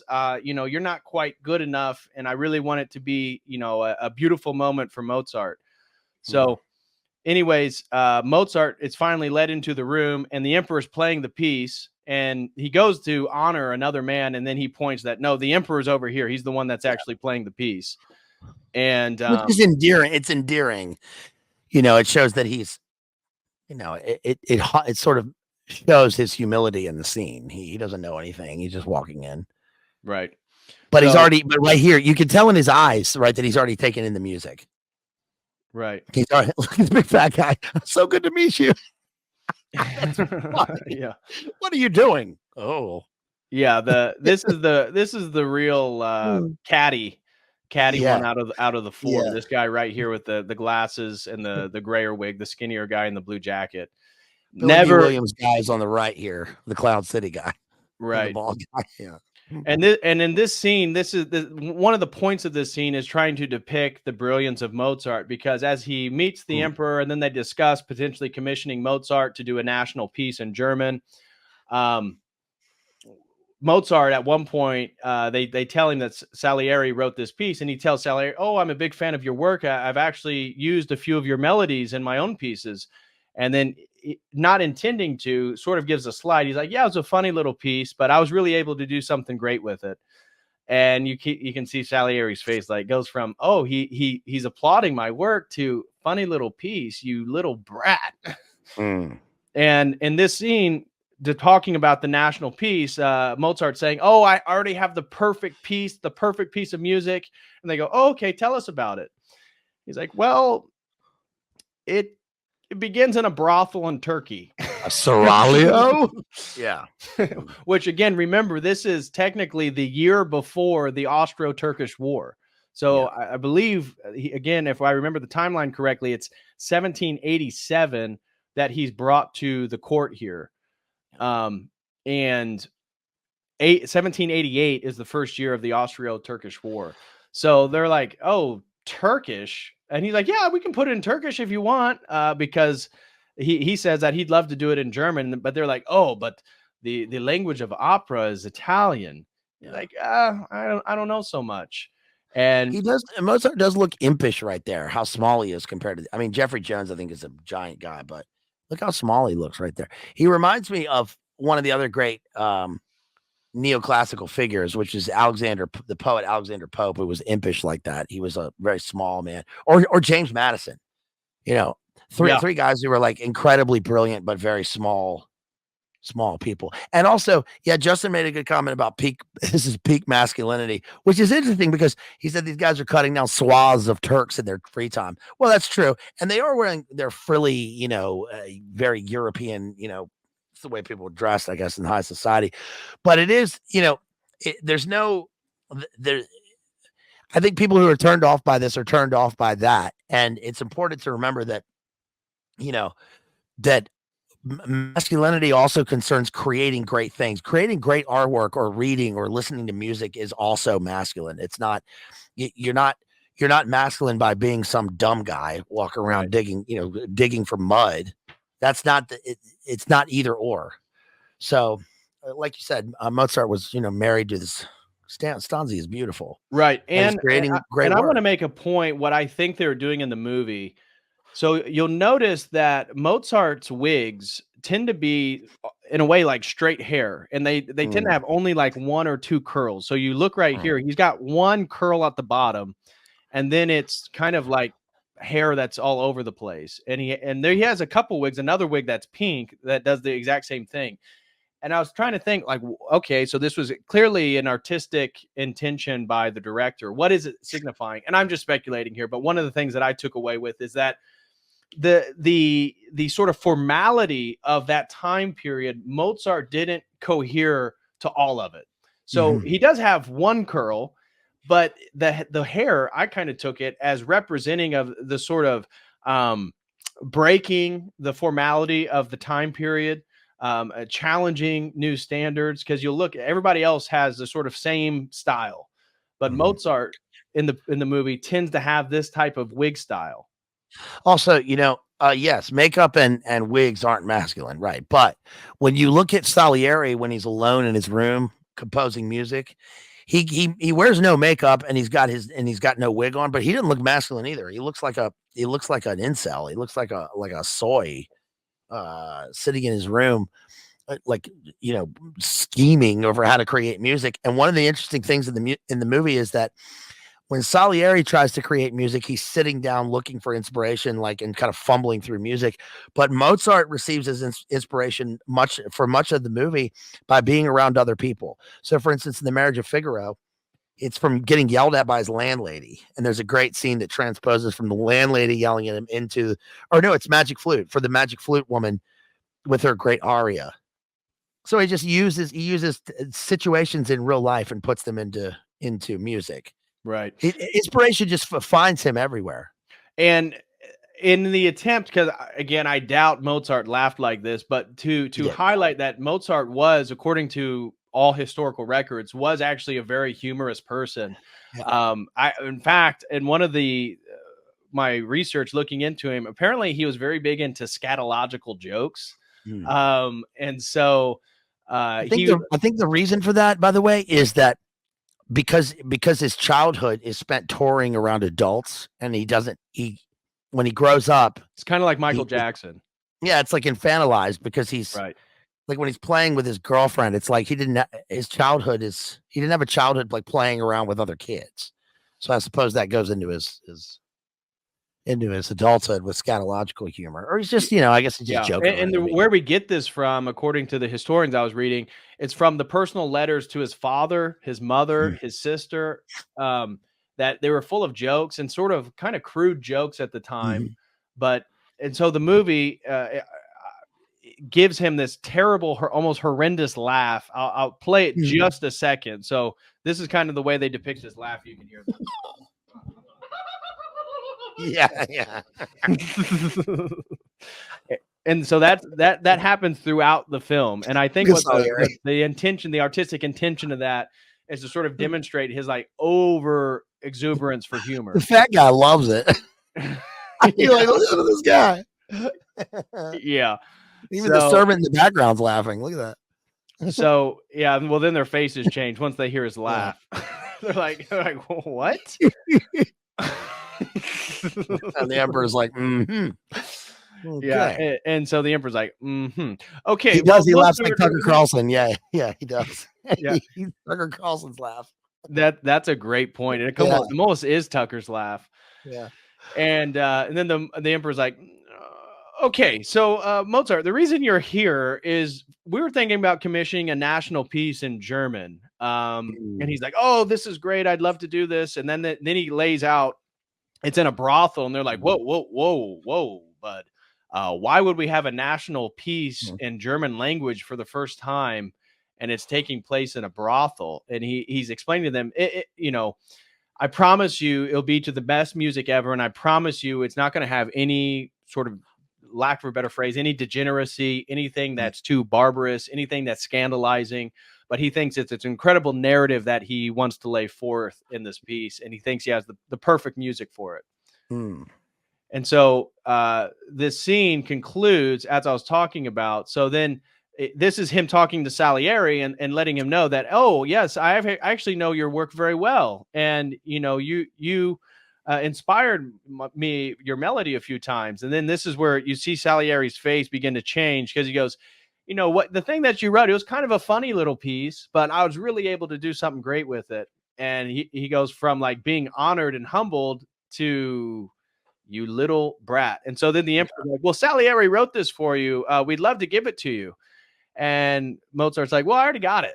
And he's like, what? He's like, I already heard it. And they're like, and the emperor's like, you did? Well, if that's the case, why don't you show us that you know the piece already? And so he asked him to go over and sit down and play the piece, which he begins to do. And he does it at a level which is incredible. And he's playing it, and he's like, it's very repetitive. And he tells Salieri, oh, it's kind of the same thing from this point forward, isn't it? And everybody's so impressed that he's able to just sit down and play this piece. And he adds an arpeggio to it. He arpeggiates the hell out of the song. bum ba bum bum ba bum bum ba bum bum. And then he's like, that sounds a lot better, doesn't it? That sounds a lot better than the first one. And Salieri is just absolutely offended. Revising it in real time. Right. Revise and not even reading the music. He just heard the emperor play its terrible form of it, but he knew which notes were supposed to be played and was able to already pick it up. And then he ends the song with bum ba bum. Yeah. And then he makes his little horrendous laugh again. Yeah. So the emperor's like, oh, wow. So it is. So I guess Mozart can do that. Mm-hmm. Very impressive, right, guys? And they're like, yes, your highness. This is where he's like, but it's so repetitive, isn't it? It needs something more. And Salieri's like, what are you talking about? So this is where Salieri really starts getting disdain for him. And then this scene is him depicting his prayers to Christ and lamenting the fact that, you know, it's just astounding what Mozart can do. And he's coming and he's sort of taking the shine away from everything that I've devoted my life towards. He says that when he hears that laugh, he feels like it's God mocking him. Yeah. And so the next scene depicts, again, Salieri's important status within the Holy Roman Empire as the court composer. He's also the one that's training the lead opera singers. And so this woman right here is depicted in the movie as Salieri's girl, as he just describes it. He never laid a finger on her. He loved her. He was obsessed with her. At least he tells the father, at least I was in lust with her if I wasn't in love with her. But the movie depicts Mozart sleeping with this woman. Well, I looked into it, and what I found was actually this woman was noted or believed by many of the contemporaries to be Salieri's mistress. So if anybody actually slept with the woman that's being depicted right here, it really was Salieri, who was married and did have children. So the movie depicts, again, Salieri as the celibate composer, but in actuality, he probably did have a romantic relationship with this woman. And so here she's coming in to get opera singing training. And so he's playing the piano and helping her with her notes, of which the next scene is, of course, Mozart, who's commissioned to make this piece regarding the brothel in Turkey in German, that he chooses this woman to be the opera singer, which Salieri doesn't know. So now we flip to Mozart playing this opera in his pink wig. And which, again, notice it doesn't have all the curls. It has 2 curls, but look at everybody else. It's a very formal style. They all it's very 80s. It's also very 80s. Like this was, remember that song, Rock Me Amadeus?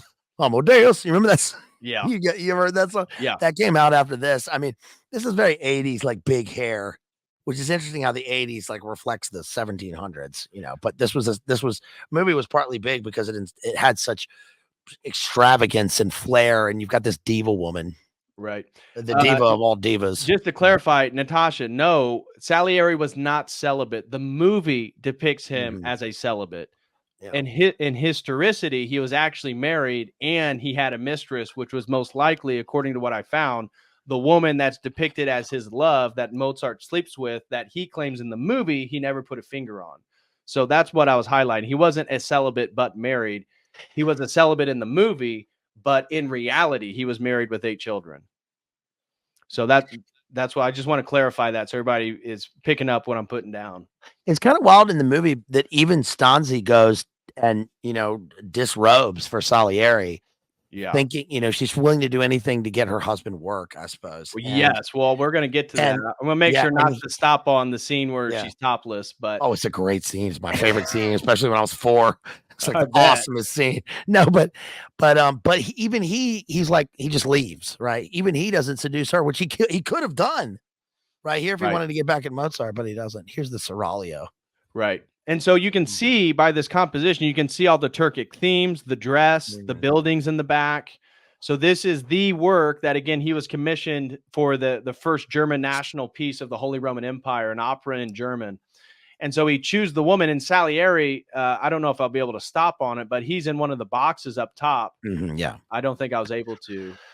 He's right by the stage. It's just so hard. The movie's so long, it's hard to stop on a scene.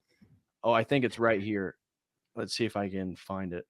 So Salieri is in one of the boxes up top, and he finds out. So the opera begins, and it's his lady, it's his girl. She's actually singing there he is, and he's pissed. He's like, oh my gosh, that Mozart wouldn't got my girl to be a lead singer, but it gets worse for him. So eventually the opera wraps up. Everybody's, thinks it's a wonderful, wonderful piece. And, they're giving flowers to the opera singer. And the emperor comes up, and this is the scene that you were talking about earlier, where the emperor says, it's simply, how do you say it? Too many notes.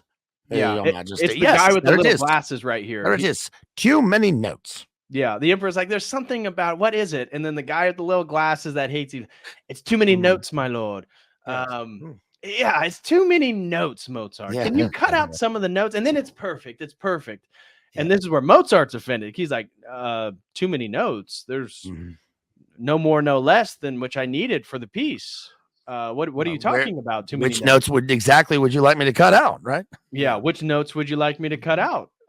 Well, whatever you deem, but you got to shorten it up, make it a little time. There's only so many notes we can listen to. And so Mozart's a little upset about that. And then the interesting little dynamic that, again, this is the movie, this is not historical, is the emperor makes a comment, and Mozart, this is the woman that comes up. She's up next to the stage, and he goes, who is that? And Mozart says, well, that is my future mother-in-law. And he goes, oh, you're engaged? And he's like, yes, I have a fiance. And this is Costanza. And at the same time, then you see the opera singer look at Mozart, and you see Costanza now behind him. She's brought up on stage. So pretty. I love her, dude. She is so pretty. Look at her. She has a really youthful look to her. I don't know how old she was in the movie, but she's really 22. Does look like an 18-year-old. She's 22 when she made this. Yeah. But so then the emperor's like, oh, well, congratulations. That's a wonderful thing that you're going to get married. And you can see the opera singer already like, oh, what? You didn't tell me this. And Salieri is kind of picking up on something. He's not exactly sure, but this leads to, again, you already got the gist of this confrontation. And so then Salieri rushes into the room where the opera singer is. Here she is right here. Yeah. And so she is furious. And he's like, oh, you did a wonderful job. You were so brilliant. And she's like, oh, yeah, I'm sure. And then Mozart kind of rushes in here, and he's like, oh, and Salieri's like, oh, we're speaking in private. And Mozart doesn't leave. He's getting ready to. So Salieri's like, I'm sorry, Mozart, we're speaking in private right now. And Salieri begins to understand that the reason why the opera singer is so upset is that she just slept with Mozart. And this is when Salieri turns into the true villain. And he tells the priest this, because this little bastard touched my girl. And I knew, and this is the point right here. So then she's talking to Mozart, and then his wife comes in, and she goes, which in the movie, his wife always calls Mozart Wolfie, for Wolfgang is her first name. Yeah. So she knocks on the door, and they open the door, and she goes, Wolfie, my mom's not feeling well. We want to go home. Can we leave now? And she's very sweet girl. And Mozart's like, yes, we can leave right now. And the opera singer goes, oh, well, Mozart, aren't you going to introduce me to your fiance? And he's, nope, we got to leave. See ya. Wolfgang, more like Wolf Wang. This guy was slaying the ladies, if you know what I mean. That's terrible. Yeah, and you see her face change, and this is when Salieri says he knew that Mozart had his girl, and this was when he began to vow to destroy Mozart. This is all director's cut. None of that's in the original film. Yeah. Like I said, I do recommend the director's cut though. Yeah. I think it has like 30 more minutes or something like that. So this is Salieri then talking about to the priest here that it was over now for Mozart, and so this is Salieri. There's all these scenes where he's praying to the crucifix, and he's telling God right now, or telling Jesus, look, give me inspiration to write a piece, because if you don't, I'm going to destroy your creature, Mozart. I know that you have gifted him with all these talents. I know that you are working through this abominable man, but give me inspiration. And if you don't, I'm going to destroy him. Is this where he burns the crucifix? I think isn't that after Stanzi comes to, Oh, yeah. so now we see Mozart quickly marrying his wife. And so this is, again, here's the historicity to this. I looked into it. So Mozart at that time, Costanza's her mother at least was not a big fan of Mozart. And Mozart's father has not given him permission to marry yet, which was sort of essential at that time period. So your father has to give permission. And the parents of Costanza weren't real big fans of Mozart. And Mozart, in a letter written to his dad, I believe I could probably find the exact quote here. I have it right here pulled up. I just gotta grab it. He tells his dad, basically, I found my wife, and I want to marry her as soon as possible, because they had already been living together. And so when I don't have the quote actually, when Costanza's mother found out that she was living with Mozart in his apartment in, I think it was Vienna at that point, she wants her to come home immediately. And through her sister, Costanza's sister, she tells Mozart that they're going to bring the police and they're going to bring her daughter back if he doesn't give her up. And Mozart doesn't want to give her up. And he writes to his father saying that, Father, we're going to get married immediately. I've already gone too far with the woman outside of marriage with Costanza, and we need to get married at once. We're either going to get married tomorrow or, if possible, today. And later that day, they actually did get married. So, but this was the controversy. Mozart married Costanza right after he wrote that letter and sent it to his father. And so he actually married her before he got permission from her father, or his father rather. But this is the reason why they opened it, even though his father didn't really want him to marry. He wanted Mozart to move back to Salzburg and be with a nice local girl there. But he did tell Mozart that he could marry her, but that didn't come till days later. And this is why when he, at a certain point, they're in the house, in the apartment, and they open the door, and Leopold is standing there, and they start playing the single note from the Requiem, which is a recurring theme in the movie. Right. So this is them finally getting married, and it's a beautiful, beautiful scene here. And this is just a quick combo between Salieri and the Emperor, where now Salieri is actually kind of giving little negative jabs about Mozart to the Emperor here. And it's going to become more critical in just a second. So what this is about is there's a post that's being offered for a composer, and it's going to pay great money. And essentially they're going to be whoever gets the position is going to be the personal tutor of like the Emperor's niece. And so Mozart is upset because to get the post, he has to submit his work, which he's very, very private about. He doesn't want anybody to see his work until he performs it. That he has to submit his work to the Italians that he believes are already conspiring against him. And he refuses to do this. Yes, he said opera is demonic. I'm not sure how. Opera is high art. Opera combines all of the great. It's the great art. Opera combines the libretto. It combines poetry, playwriting. Combines theater, architecture, stage design, music, classical music, dance. It's all art in one. Right. So this is Mozart basically telling the gentleman who's in charge of like all the paperwork. He's kind of like the personal right-hand man of the Emperor. He's not exactly a composer, have anything really to do with the music scene, but he needs Mozart's work so that he can give it to the panel to decide who's going to get the post. And Mozart refuses. And so now we're at home, and so we see Mozart playing billiards here, and Costanza is telling him, well, Mozart, just give them a few of your works. You don't have to give it all to them. And Mozart refuses. And he's telling her, like, shut up, woman. You don't know what you're talking about. This is my work. Yeah. And it is He's true. uncompromising. He's uncompromising in his work, which is brilliant because he knows that by submitting the work, they're going to ask for changes, and that these people aren't worthy of asking for changes in his work. He's the one who decides. So it's interesting that he holds out for this. Right. It is true that Mozart was huge into billiards. So he was very, very big into billiards, which was very prominent at that time in Vienna. And he was also a big animal guy. So I found that out looking into his life. He had like some type of singing bird. I forget what species it was.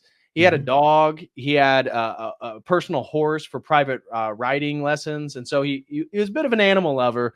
But I only bring it up that the movie shows him playing billiards all the time, which is historically accurate. He was barely a big fan of billiards, and probably would bet and drink with buddies in the evening and play pool. The billiards also functions as a kind of metronome for him because he writes music on his billiards table as he's throwing a ball down to the end of the table and waiting for it to come back. Yep. So here, now we see Salieri is giving another lesson to another opera singer here, and his sort of right-hand man comes in to let him know that there's a woman waiting for him, asking to speak with him. And of course, it's Costanza. And she has, without Mozart's permission, taken all his work, or at least a large section of it, and came to present it to Salieri. Now, she doesn't know that Salieri hates her husband, and she's presenting the work to Salieri so that, hey, could you look over this for my husband to be, potentially given the post that's free right now? And so she's very optimistic. She's kind of naive. And she thinks that this guy has her husband's best interest at hand. And he's like, yes. And once he finds out they're all originals, that all of this stuff is stuff that Mozart has written that people don't know about, he becomes very excited about it, because at the same time that Salieri is the biggest enemy of Mozart, he's also the biggest admirer. And that's what's being portrayed in this film. And that's why he's so devilish. And that's why I titled the stream Mozart, Betrayal, and the Devil, because he really does become a sort of vessel for Satan by the end of the film. And here Salieri is so excited that he has the originals of Mozart, and he's offering these lavish suites to Stanzi that she had never had before. He's giving her opulence that she had never seen before. And she's like, oh, okay, what these are really good. And eventually he's like, well, just leave these works with me. I'll get back to you tomorrow. She's like, no, I can't. And eventually she tells him, I took these without Mozart's permission, and he doesn't know I'm here. Please don't tell him, but can you please look over his work? Because I'm sure they're really, really good. And that it would be, he'd be perfect for the position. Now, what the movie, go ahead. Yeah. I was going to say the brilliant thing about this scene and what they do with Salieri is that when he opens the book and he reads the music, we hear the music. Right. So as he looks at the various pieces and turns the page right here, he's hearing all the various works. And then eventually he drops the pages to the ground because this is the thing. She thinks that he's dropped the work because that they're no good, right? Is what she says. And he says they're perfect. They're divine. I mean, he can't comprehend how he could write these pieces of music and they're originals. And the other thing to consider is that it doesn't matter if he has the work. Mozart already has them all memorized anyway. Like note for note, all the pieces of all of the works on all those pages he has memorized. And look at him. He's weeping as he listens to the music. Right. And this is perfect. Actually, Aaron just sent in a perfect, again, thank you so much, Aaron, for sponsoring the stream. He just sent another $20 and says, there is a scene where Salieri says he was given enough to recognize the genius, and he looks at a crucifix and says, Grazie, signor. And that's one of my favorite scenes. Exactly. And this is why Salieri believes that God is personally tormenting him through Mozart, because he's given him the opportunity he prayed for, and he's given him the ability to recognize the genius of Mozart. So even though other people may see Mozart as this great composer, it's Salieri who sees God working through him. It's Salieri who who sees the unbelievable skill, something that can never be matched again. And this is why he's so angry, because he sees God mocking him through Mozart, that he was willing to give his faithfulness, his chastity. He doesn't drink, at least he's not a drunkard to some extent. He doesn't really party. He doesn't live a crazy wild lifestyle. And yet he's not given what Mozart is given. And Mozart does all these things that he vowed to give up for God. And yet Mozart's the one that's given all the skill and all the talent. Well, it's also interesting that Salieri thinks, he prays to God as if he can make a deal for Right. this, where you can't pick and choose who God chooses as a vessel. That sometimes it's the wildest people or the most irreverent people or the meekest people. But Salieri wants this deal where he's like able to do things, and he thinks that he'll have it. But that's a great point.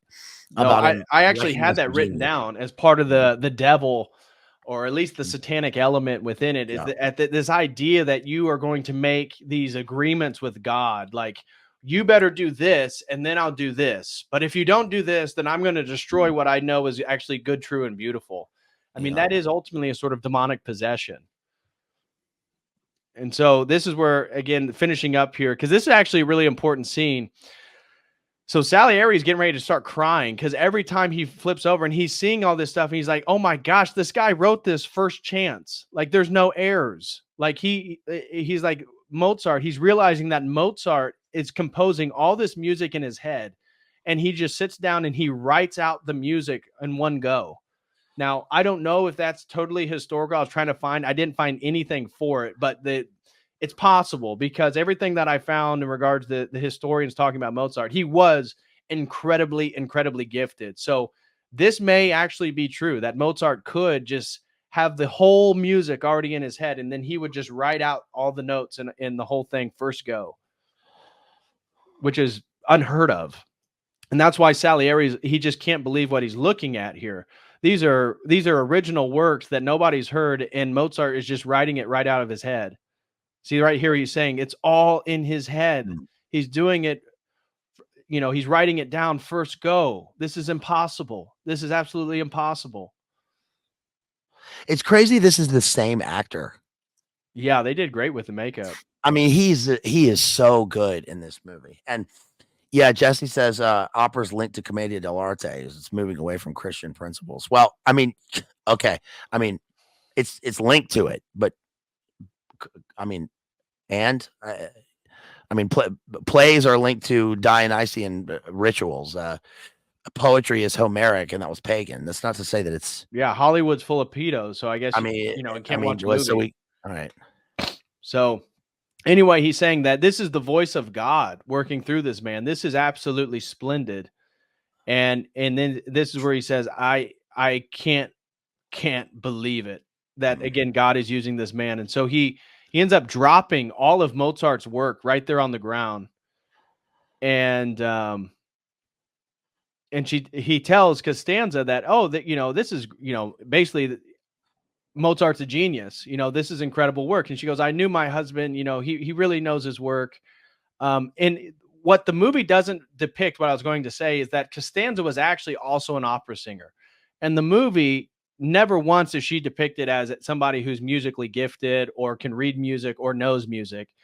But in reality, she was an opera singer, and there are pieces in which Mozart performed and wrote for her to sing, and he composed and he would help play.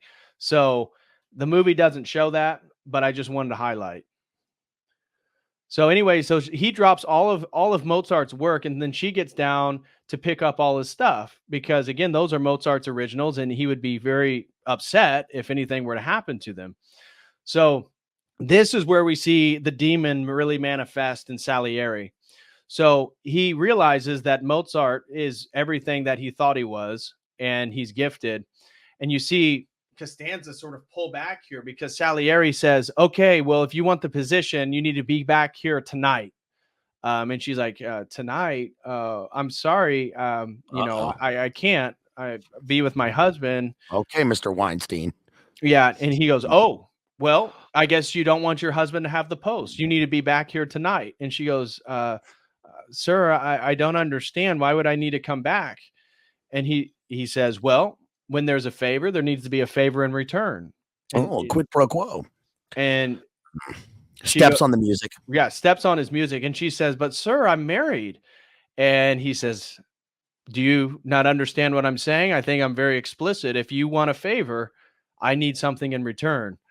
And it's quite clear that he wants to have sex with her. And at least that's what he's portraying to her, right. At least. Yeah. So then he leaves and she's stunned. She doesn't know what to do because she, in the movie, is incredibly devout to Mozart. She loves Mozart and she wants to help Mozart. And so now she has to make this decision. Is she going to come back? Because Mozart isn't going to submit his work, so he's not going to be given the post. And so that night, we see Salieri again sitting here praying to God, asking for some sort of inspiration, that if he could just have a brief inspiration, that he could compose something to the level of Mozart right now, he would not destroy Mozart. And he laments that he almost hopes that she doesn't come, but she comes. And so then he's sitting here in prayer, asking for inspiration. And then the right-hand man comes and says, sir, a woman is here. And so he knows who it is. He puts his jacket on and there she is. Yeah.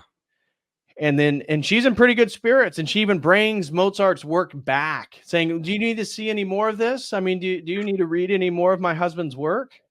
And we're going to flip. Oh, yeah.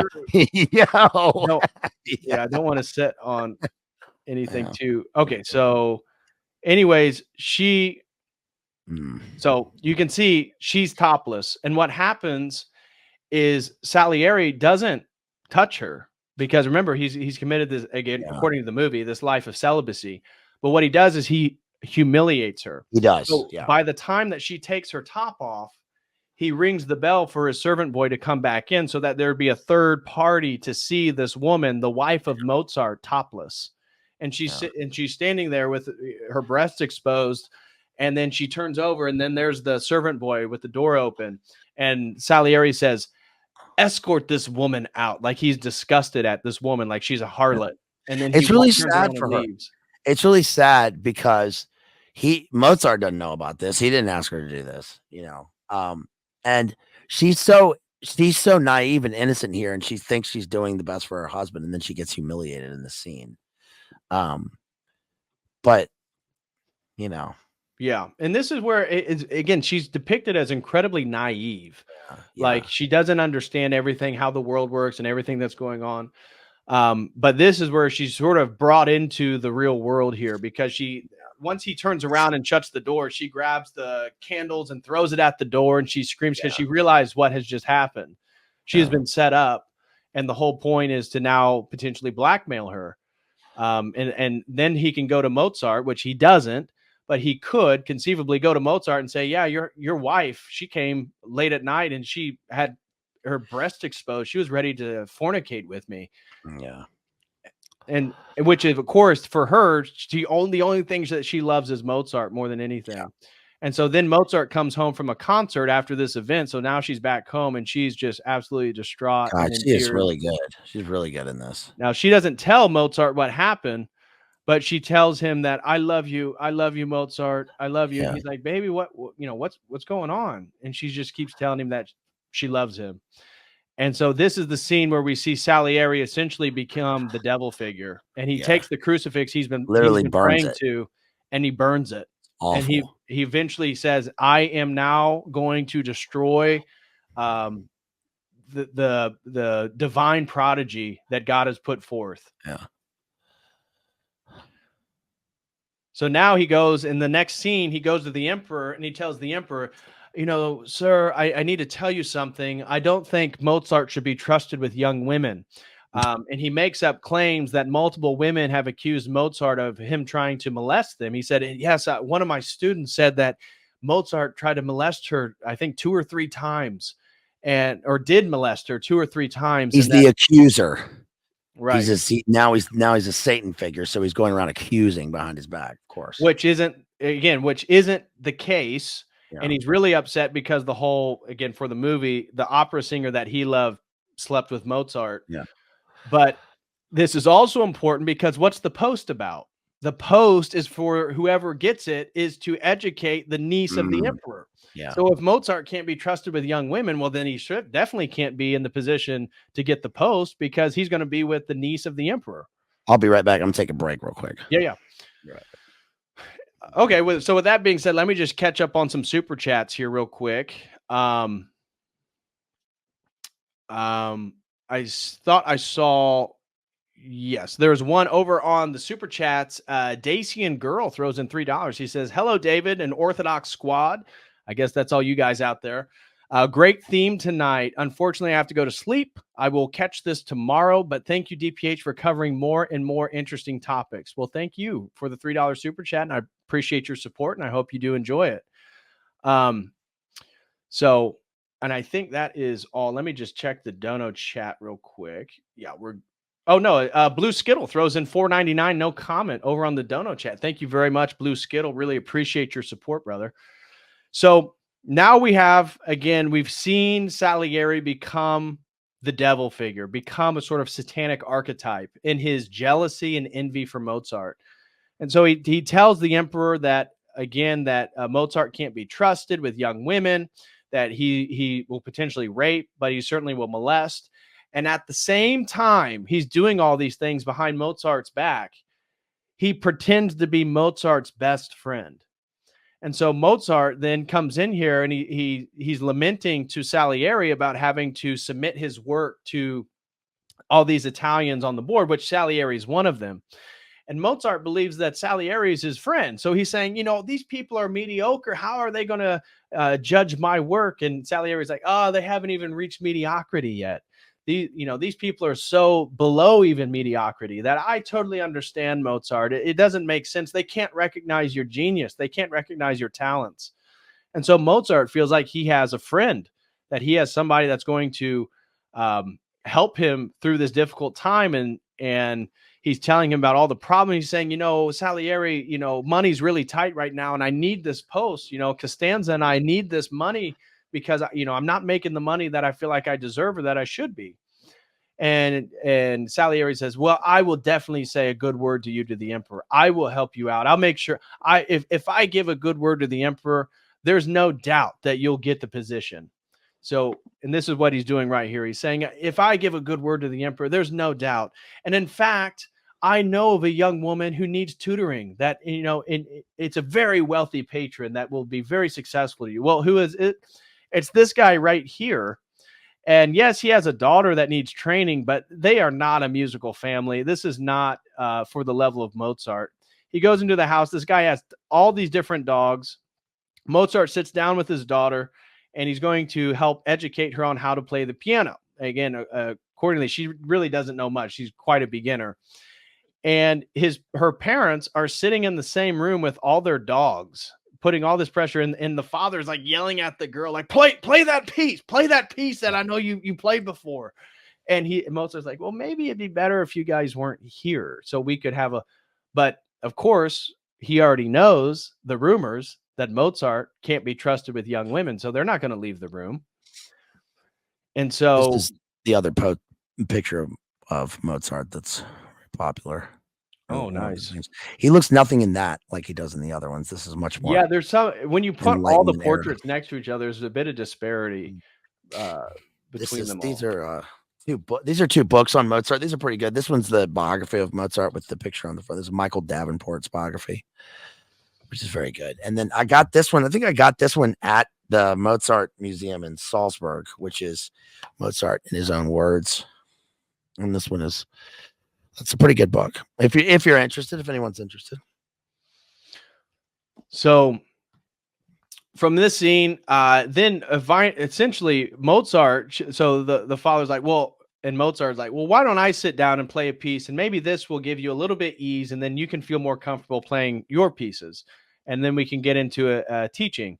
And so he starts playing, and the dog starts howling and barking, and Mozart is like offended because he's Mozart. He's in their house. He's tutoring their daughter, and he's playing one of his pieces, and there's like 8 dogs running around barking while he's doing it. And that was a portrait in the background. That was a portrait of Joseph II and Marie Antoinette in the background of that house. It's Let interesting. me see if I can get back to it. Right There we go. Yeah. Experience. So the portrait you're talking about is right here. Yeah. And so Mozart eventually just gets so upset that these dogs are barking and that they don't appreciate his genius. They don't understand who he is, that he just gets up and leaves. And he makes a very derisive comment that he says, "Next time you want me to train one of your dogs, let me know ahead of time," or something like that, referring to the guy's daughter as one of the dogs. Um, so But that's a rich guy. That's a Citizen Kane guy right there. Train my Right. daughter. So Mozart again leaves. Now you can tell he's drinking, and this is highlighting his alcoholism, which is true. Alcoholism was a major problem for Mozart, especially once he moved to Vienna. So that little period where he's living in Vienna with his wife really started hammering the alcohol He more and looks more. like a rock star right there. I mean, he does look like very Jim Morrison-esque, walking, slinging a wine bottle like a pistol, walking through the common streets, though. And this scene illustrates who he hung out with in his spare time and who eventually he's going to start writing music with. Right, Because exactly. he took music from everywhere. So he sees there's a fire swallower Turkish guy. Here he is bopping down the cobblestone streets in Prague. Of course it's Vienna, but I think it's Right. filmed in Prague. So, and then he's coming home to his wife Costanza, who he calls was it Stasi? Stanzi. Yeah. Mhm. He calls her Stanzi. And so he comes back upstairs. Of course, he believes that Salieri is going to help him get that post, which And here we go. in reality it's the exact opposite. And so he looks up and there's his father, Leopold. You think that it's like this ominous figure, but Mozart is very happy that his dad's he there. doesn't help the situation when he holds his cloak out, welcome, right? Blocking the light out of the window. Yeah. Yeah, and then his dad walks in, he's kicking over wine bottles, Mhm. and then he realizes how dirty the house is, that Costanza isn't keeping up with the housework, and he's looking like there's cards, there's plates with food, there's all these drinks. He looks over at the piano, he sees empty wine glasses. He's like, "Okay, so I see how my son is living." And imagine for Leopold, like he knows the genius of his son, and Yeah. from everything I read, his father was incredibly supportive. They Yeah. just wanted the best for Mozart, and they just wanted his genius to be noted. And he There's a feels like portrait of that. him. Go In the ahead. background. There's a portrait of him in the background. It's actually a portrait of the actor, but it's based on there is a portrait of Leopold in the background. He's got a portrait of his dad up in the house, which is cool. But yeah, living in filth with Baroque candelabra everywhere and harpsichords and room service. It's such filth for that time. It's crazy. Right. What if they could see the average coon pod right now? This guy would fall over and die. So Mozart gets his stuff, and then they start talking. He starts having a conversation with his father and explaining that everything's going well, and he's kind of lying to his dad about the money problems. So he's telling his dad that he has a lot more money and everything's more successful than it really is. But he says things are really going to be on the bright side once I finish this piece. And his dad looks over and he says, "Well, what's that?" And he's like, "Well, it's gonna change everything. This is the one." And his dad wants to hear it, or at least read the music, and he won't even let his dad read it. That's how, at least the movie is portraying how protective Mozart is of his work. He wouldn't even let his own father read this piece that Mozart thinks is going to change his life. Yeah. So we see this. His dad should understand that, a work in progress. I mean, he made him, so. Yeah. So, and then his dad, this is his first time meeting now Mozart's wife. So Costanza comes out of the bedroom. And that was another thing that kind of rubbed his dad the wrong way is he comes home and it's in the middle of the day and Costanza's still laying in bed. Now, what they don't know is that she's in a sort of depressive state because of this interaction that she had with Salieri. Yeah. But she comes out and kind of introduces herself to his father, and now they're off to have a party. So Mozart says that my dad always liked a good party, but this mask right here, this double-faced mask, this sort of Janus style mask is going to be important, because this is the mask, because Salieri is going to see his father have this mask when they go to a party here in just a few more scenes. And he's going to pick up this mask and use it after the death of his father. And he's sort of playing on the emotional turmoil of Mozart, because he's very distraught after his father's death. That's when he writes Don Giovanni. Yes. Yeah. And he's going then to come with that mask on as a person to commission the work of the Requiem. Yeah. Now, Mozart did go to parties like this. Venetian balls are very popular at the time, and it is very Eyes Wide Shut-esque. Yes. Right? But it's not. I mean, his family's there. Salieri's walking around. He just has his little mask on. But Leopold, like you said, has this Janus mask on, which is that Leopold represents the past, and he's looking at Mozart, the future. And later on, Salieri is portraying the ghost of his father, almost like the ghost of Hamlet appearing to Hamlet, and he's looking back and into the future. So he's got this double fit. Also, Salieri himself is two-faced. So it makes sense that he's wearing this later on, dons the mask of Leopold here, dons the mask, Don Giovanni. But that was when they went to the Eyes Wide, a fun party with Simon Callow there, who plays Papagenu later. And this is where Mozart demonstrates his skills that he learned as a kid. He plays they name composers. Right. And they say, play Salieri, dum, dum, dum, dum. He's clunking on the keys, playing backwards, playing upside down. Yeah. And one of the things that I think was an attempt at a historical accuracy is in this scene, Costanza is on stage and they sort of she's like asked to like lift her skirt up, and you can see like her leg, it's just above like the knee down. But again, through my research, I found that there was a brief point in which Costanza and Mozart broke up before they got married. And it was because Mozart found out that Costanza allowed a man to measure her calf muscle, her calf, in a parlor game. And this was outrageous back then. So Mozart broke up with her. Eventually, they're able to redeem this. And then again, later, they eventually get married.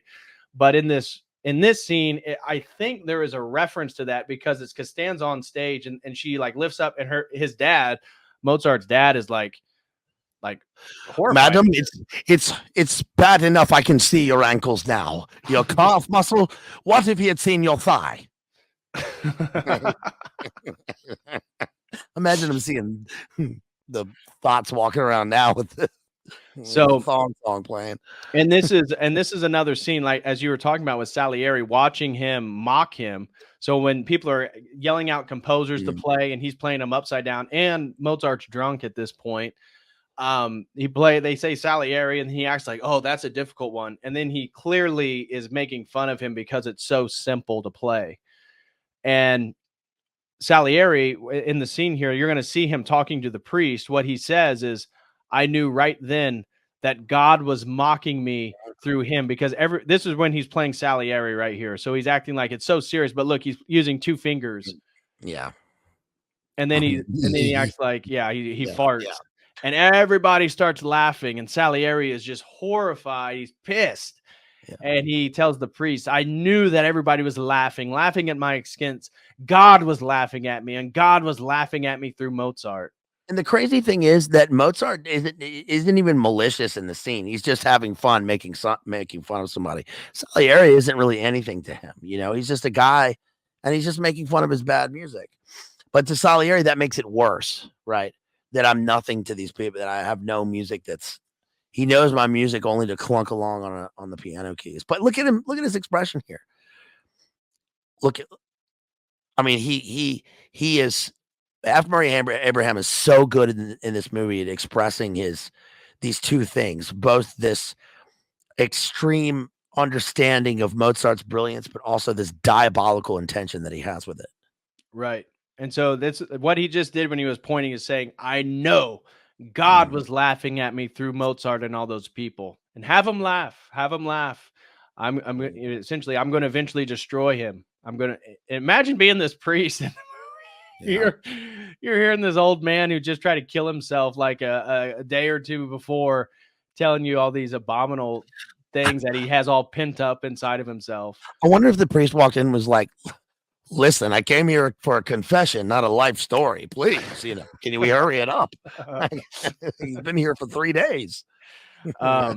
So here we see again Mozart working feverishly. We see his relationship to billiards, as you mentioned earlier. He sort of like bounces the balls while he's rolling dice. And this is another important point. Yeah, go ahead. Cynthia Nixon. That's Cynthia Nixon from whatever that show is. All the ladies used to like. Who's the teenager in this, and who's actually really great. But she is an agent, right? Sent to spy on Mozart. Oh, somebody's paid for you to have a housemaid. Really? You can't accept this. We can't accept this. Leopold is smart, right?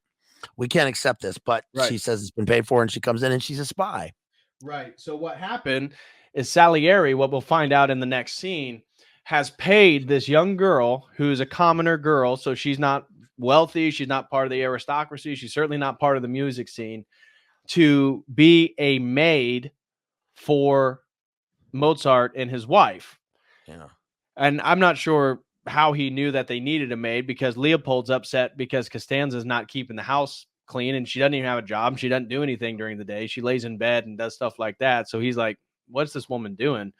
So she comes and she's like, I can't tell you who's hired me, but I've been hired to be a maid and to do anything you guys ask.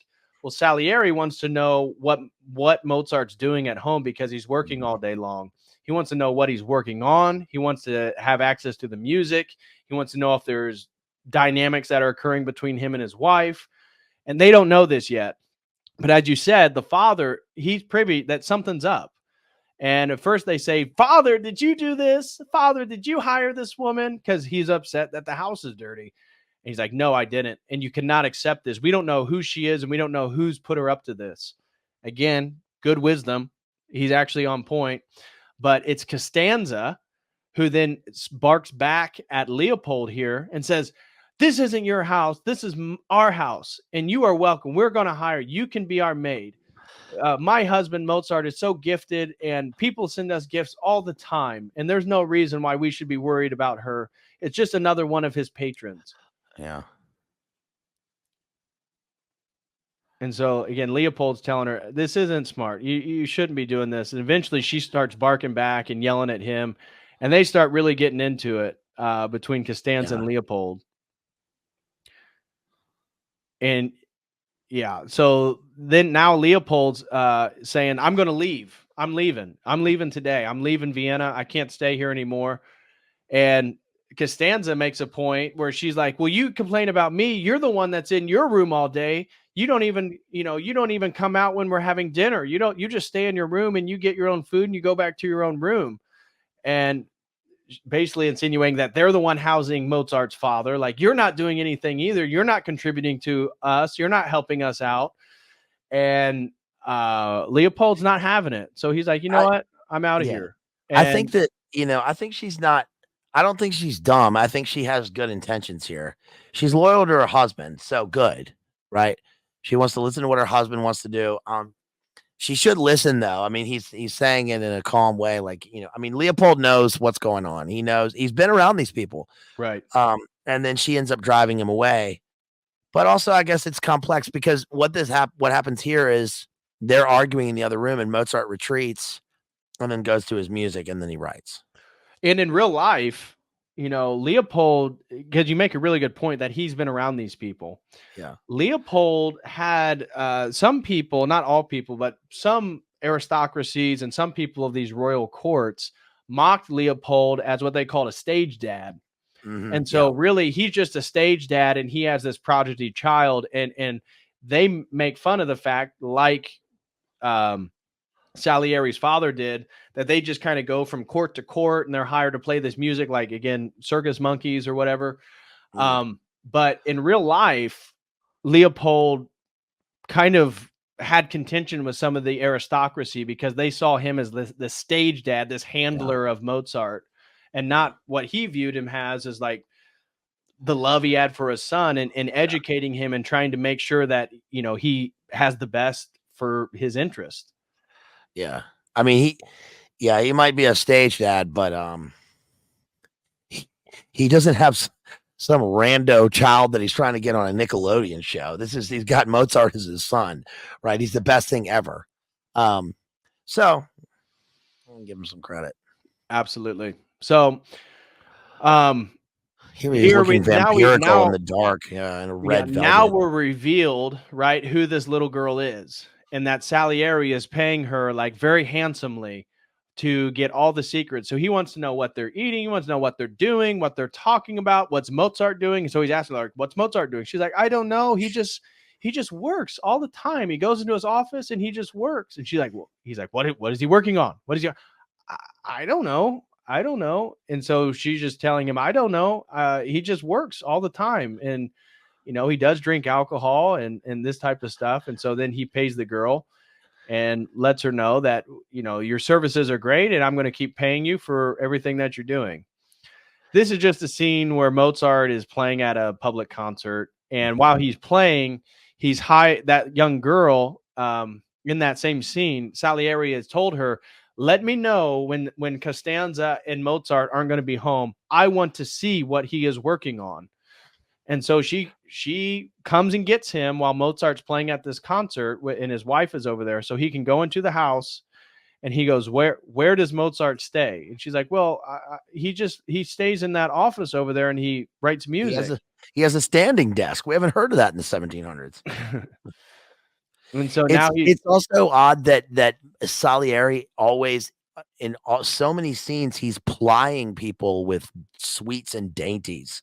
The very first time we see him in the past, he's like taking a chocolate bonbon and eating it. Then he tries to give one to Stanzi. He gives one to the girl. He's always like clutching his gold. It's very devilish. And yet Mozart is the one who's always out drinking and partying with people. But you notice that when Mozart does that, it's always in the service of music.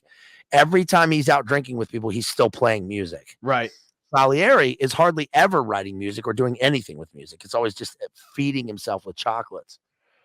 Right. And this is when he finds what exactly Mozart's up to and what he's working on. And this is the Marriage of Figaro.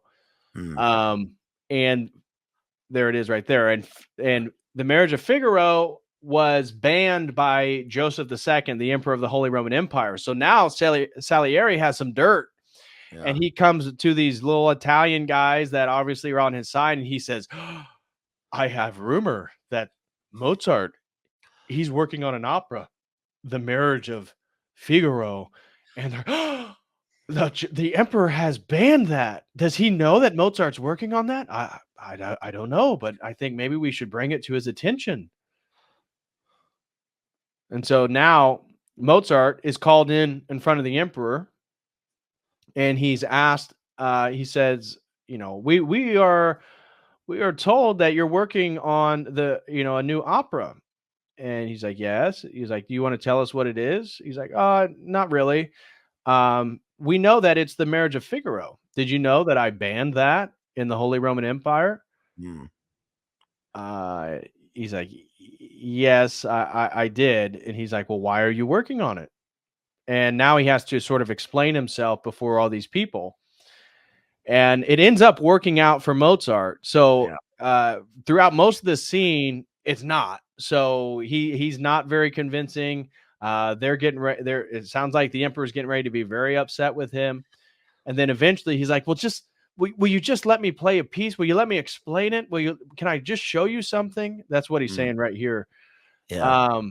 And the emperor says, okay, fine.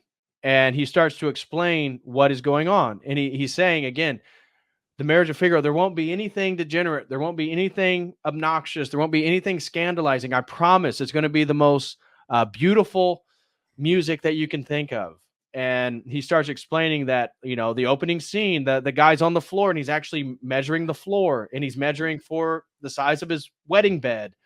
And so we see then that he's explaining to it in the next scene, they're rehearsing it. So the emperor clearly was on the side of Mozart and said, okay, we'll let it go. And so Mozart is given permission for this work, which we said in the movie is depicted as a flop, and reality was a great success. And well, the thing with the emperor also is that it's a good thing that he has like a gentle disposition. You Yeah. know, that he's the calmest one in the scenes. He listens to sort of all sides, then he makes a decision. He never gets riled up, and that he allows Mozart to make this music. But obviously, the emperor, and the court is concerned with censorship in terms of Mozart making music that is supposed to elevate the court and elevate the monarchy and make them look good. It's popular music, but it's also supposed to be high art. So one thing they generally steer away from is comedy, because comedy tends to be low in music. I mean, that's why it goes to the vaudeville later. But Mozart's point here is to show that low doesn't, you're an emperor over all these people. So it's not just high values. You have to have high values, but in low places. So we have a guy measuring his marriage bed, because your court is there are people getting married. These are common people, and you have to Right. relate to them. And this is what life is. And these are human beings that have to elevate themselves through music. So it's interesting that Mozart, when he talks about music, may not be able to he may not be able to convince anyone of his thing, especially if they just hear about it. But once he starts playing music, right, and you can't help but be not seduced, but like elevated and swept along with it. Right.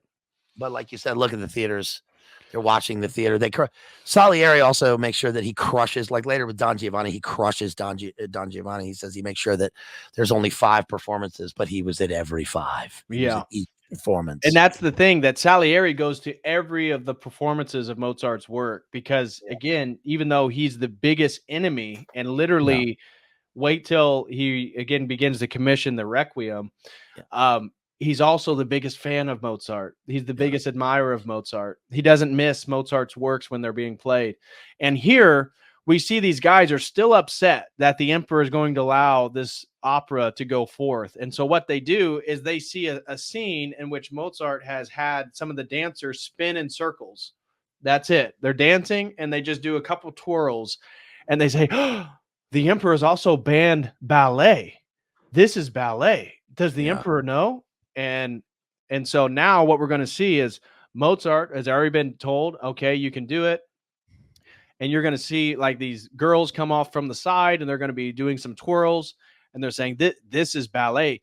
We have to cut this out. Mozart's not allowed to do this. So again, they're trying their best to shut down Mozart's efforts. And so he comes forth, and that's what he's saying is Mozart, do you know that ballet is banned by Joseph II? And he said, oh, well, this isn't ballet. That's what he's saying. Right? This isn't ballet.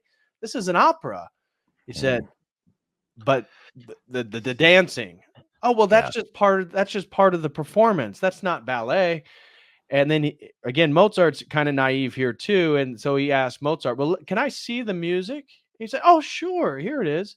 And he begins ripping sections out, entire sections of the play or the opera out, and removing whole sections. And then he tells Mozart that during the points in which you're going to have these people playing, you can't play music. Yeah. So they can do dances, but they can't do those twirls, and they can't do it to music. So he takes out the music. Totally subversive, right? Right. And just a couple things about the way the movie's filmed also. I mean, they're in rehearsal right here, and the movie is great. First of all, they filmed all this on location, so they used the real Prague Opera House, which is period. Most of the opera houses have been renovated. It's hard to find period places. Use the restroom. I'll be back 1 second. Yeah, and also the lighting in the movie. The lighting reminds me of a Barry Lyndon or a Kubrick movie, because you notice when you're watching it that it all seems to be candlelit and natural lighting. There's very little, like there's no spotlight. There's no modern lighting. There's no special effects in the movie. It's all theatrical. So it stays in period and it stays true to a rehearsal process into a performance aspect. I think that what's interesting about Mozart here is that we do see a narrative arc in the film, but again, what's something that's true to Mozart's music is that there's no real growth in terms of his character. But this is one instance where that's okay, because in terms of his body of work, there's no growth because he's already at the zenith. There doesn't really need to be. So he stays true from the beginning to the end about not showing people until he physically can't write the Requiem at the end of the film. Someone asked who was the director. Milos Forman is the director. This movie was 1984. It won 8 Academy Awards. And this is one of the, just for trivia, this is one of the only movies where 2 of the actors in the movie were both nominated for Best Actor, Tom Hulce and F. Murray Abraham. F. Murray Abraham wins the Oscar. He's the guy that plays Salieri because his character depth and the development of his character is so fascinating. The movie, there's a total dichotomy between who he is in the past and who he is in the future. And we see, it's almost like watching 2 different actors.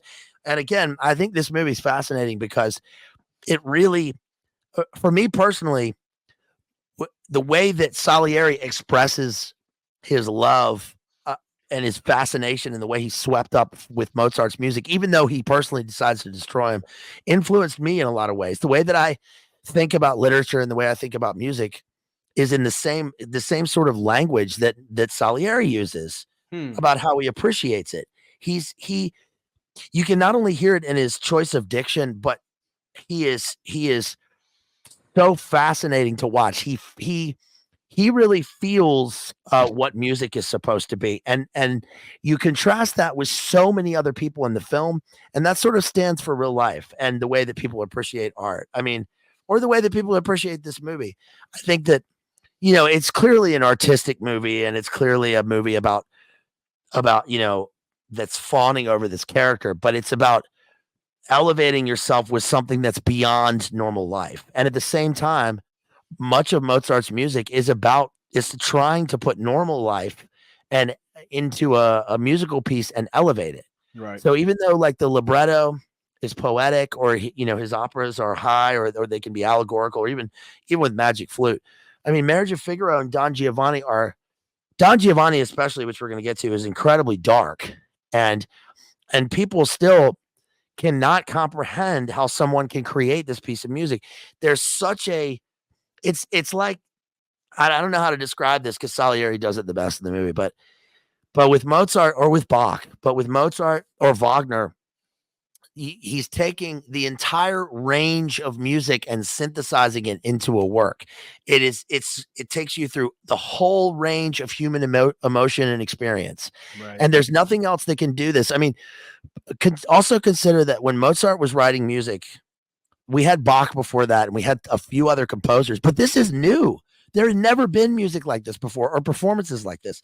In the Renaissance, music was like, you know, minstrels galleries and folk composers, right? And you know, and it was all coming from like bards and traveling poets. There wasn't popular music to the extent like this, and it gets swept up into the neoclassical era because we're now post medieval, post Renaissance, and we're into something where nation states are starting to come together, and music becomes the expression for who people are as a culture. And Mozart really, I mean, he is German music. He and Bach and Beethoven are German music until Wagner comes around. One more thing with the music. Why was opera in Italian, in the Italian language? Well, it's kind of like the reason that Dante, that the Inferno is in terza rima, because it's so easy to rhyme in Italian. The words are naturally, there's so many rhyming words just with the single vowel sounds all matching each other. German is an incredibly hard language to rhyme with. I just did an analysis of Faust, and it's very difficult, even just because of the length of the words. So it's natural that Italian would do that. It's a lilting language.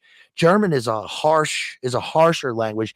And what DPH was talking about here with the war, the Austro-Hungarian wars, the Austrian Empire going to wars with Turkey, and then Holy Roman Empire. I mean, we're full of European theater war at this point, and we're starting to develop not just big, you know, blocks of cultures, but nation states. Right. And so German especially becomes very important for unifying people in terms of a language and a music. And that's part of the impetus behind Joseph II wanting to have a national German opera, because the whole point is just begin to celebrate Germanness. So, yeah, that's a great point, BLA. So here, as we were talking about, so back we see the Italians in the court here. This guy is called the hairdresser, and he is again highlighting that ballet is prohibited and forcing Mozart to change the structure of his opera. Now, fortunately, go I ahead. love the fat guy sitting in the audience, the Kapellmeister or whatever that guy is. He's He always hardly like, says a word in the movie. Yes. he's always like leaning forward, dumbfounded. So here we see again, next scene is Mozart coming to Salieri, lamenting what is happening to his beautiful piece. You know, Salieri behind the scenes, he's like, yes. But as I was highlighting when you were taking a break too, we were talking about the dynamic, how Salieri to Mozart's face thinks that he's a great friend to Mozart. And on the deathbed of Mozart in the movie, we're going to see where he literally tells Salieri, while Salieri is actually trying to kill him and trying to get him to write this work that he's going to take as his own on Mozart's deathbed, Mozart tells Salieri, you know, thank you. You have been such a great friend to me, and I'm truly indebted to you. Yeah. So here, Mozart now is lamenting the fact what's happening to his work to Salieri. And he's asking, you know, Salieri, can you speak to the emperor here? And again, he says, "Oh, well, absolutely. If that's your desire, I absolutely will. You know, will say something to the emperor, and I'm sure he won't have a problem with it." And so we'll see Mozart, if I can do it slowly, like jump down on his knees to kiss the hand of Salieri and be like, "Oh, thank you, thank you, thank you. You know, you're so good to me." And you know, Salieri's saying, "Oh, with the bottom of my heart, I'll do everything to help you, Mozart." And he's like, "Mozart." Again, the first thing what the emperor said to him when he kissed the emperor's hand, the emperor says, "Hey, this isn't a relic, like a religious relic." And here Salieri reiterates the same thing. This isn't a relic. And then they have a bit of a laugh. But meanwhile, Salieri, again, he's upset because he knows how good this is going to be. And he says, Mozart, you know, is so sort of receives so much providence right here. There's a coincidence in which the emperor comes to the rehearsal. The emperor never, ever, ever comes to a rehearsal because he's so busy. But the emperor came to this rehearsal and he sees what they've done to Mozart's play. There's no music being played.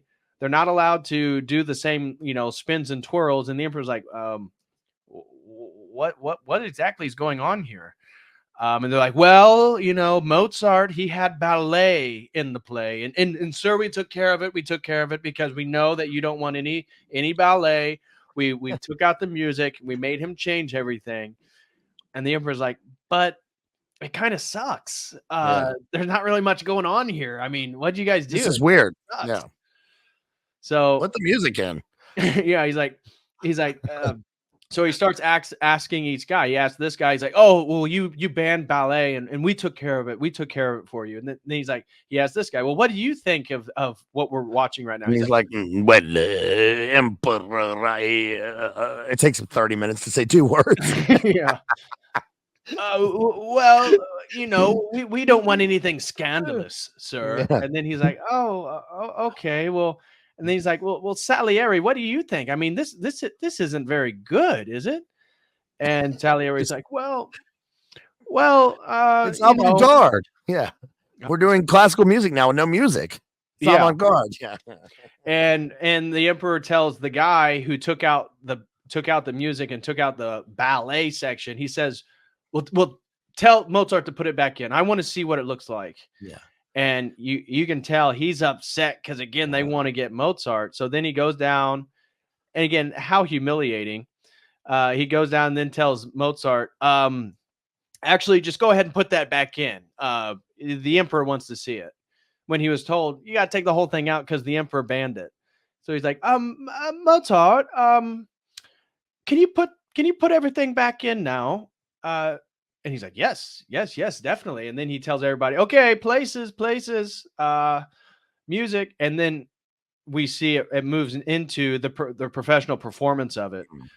And everybody again is just sort of look, one of the women is crying. That might be the mother of Costanza. Yeah. But everybody loves the play. It just ends phenomenally, and everybody loves what it is.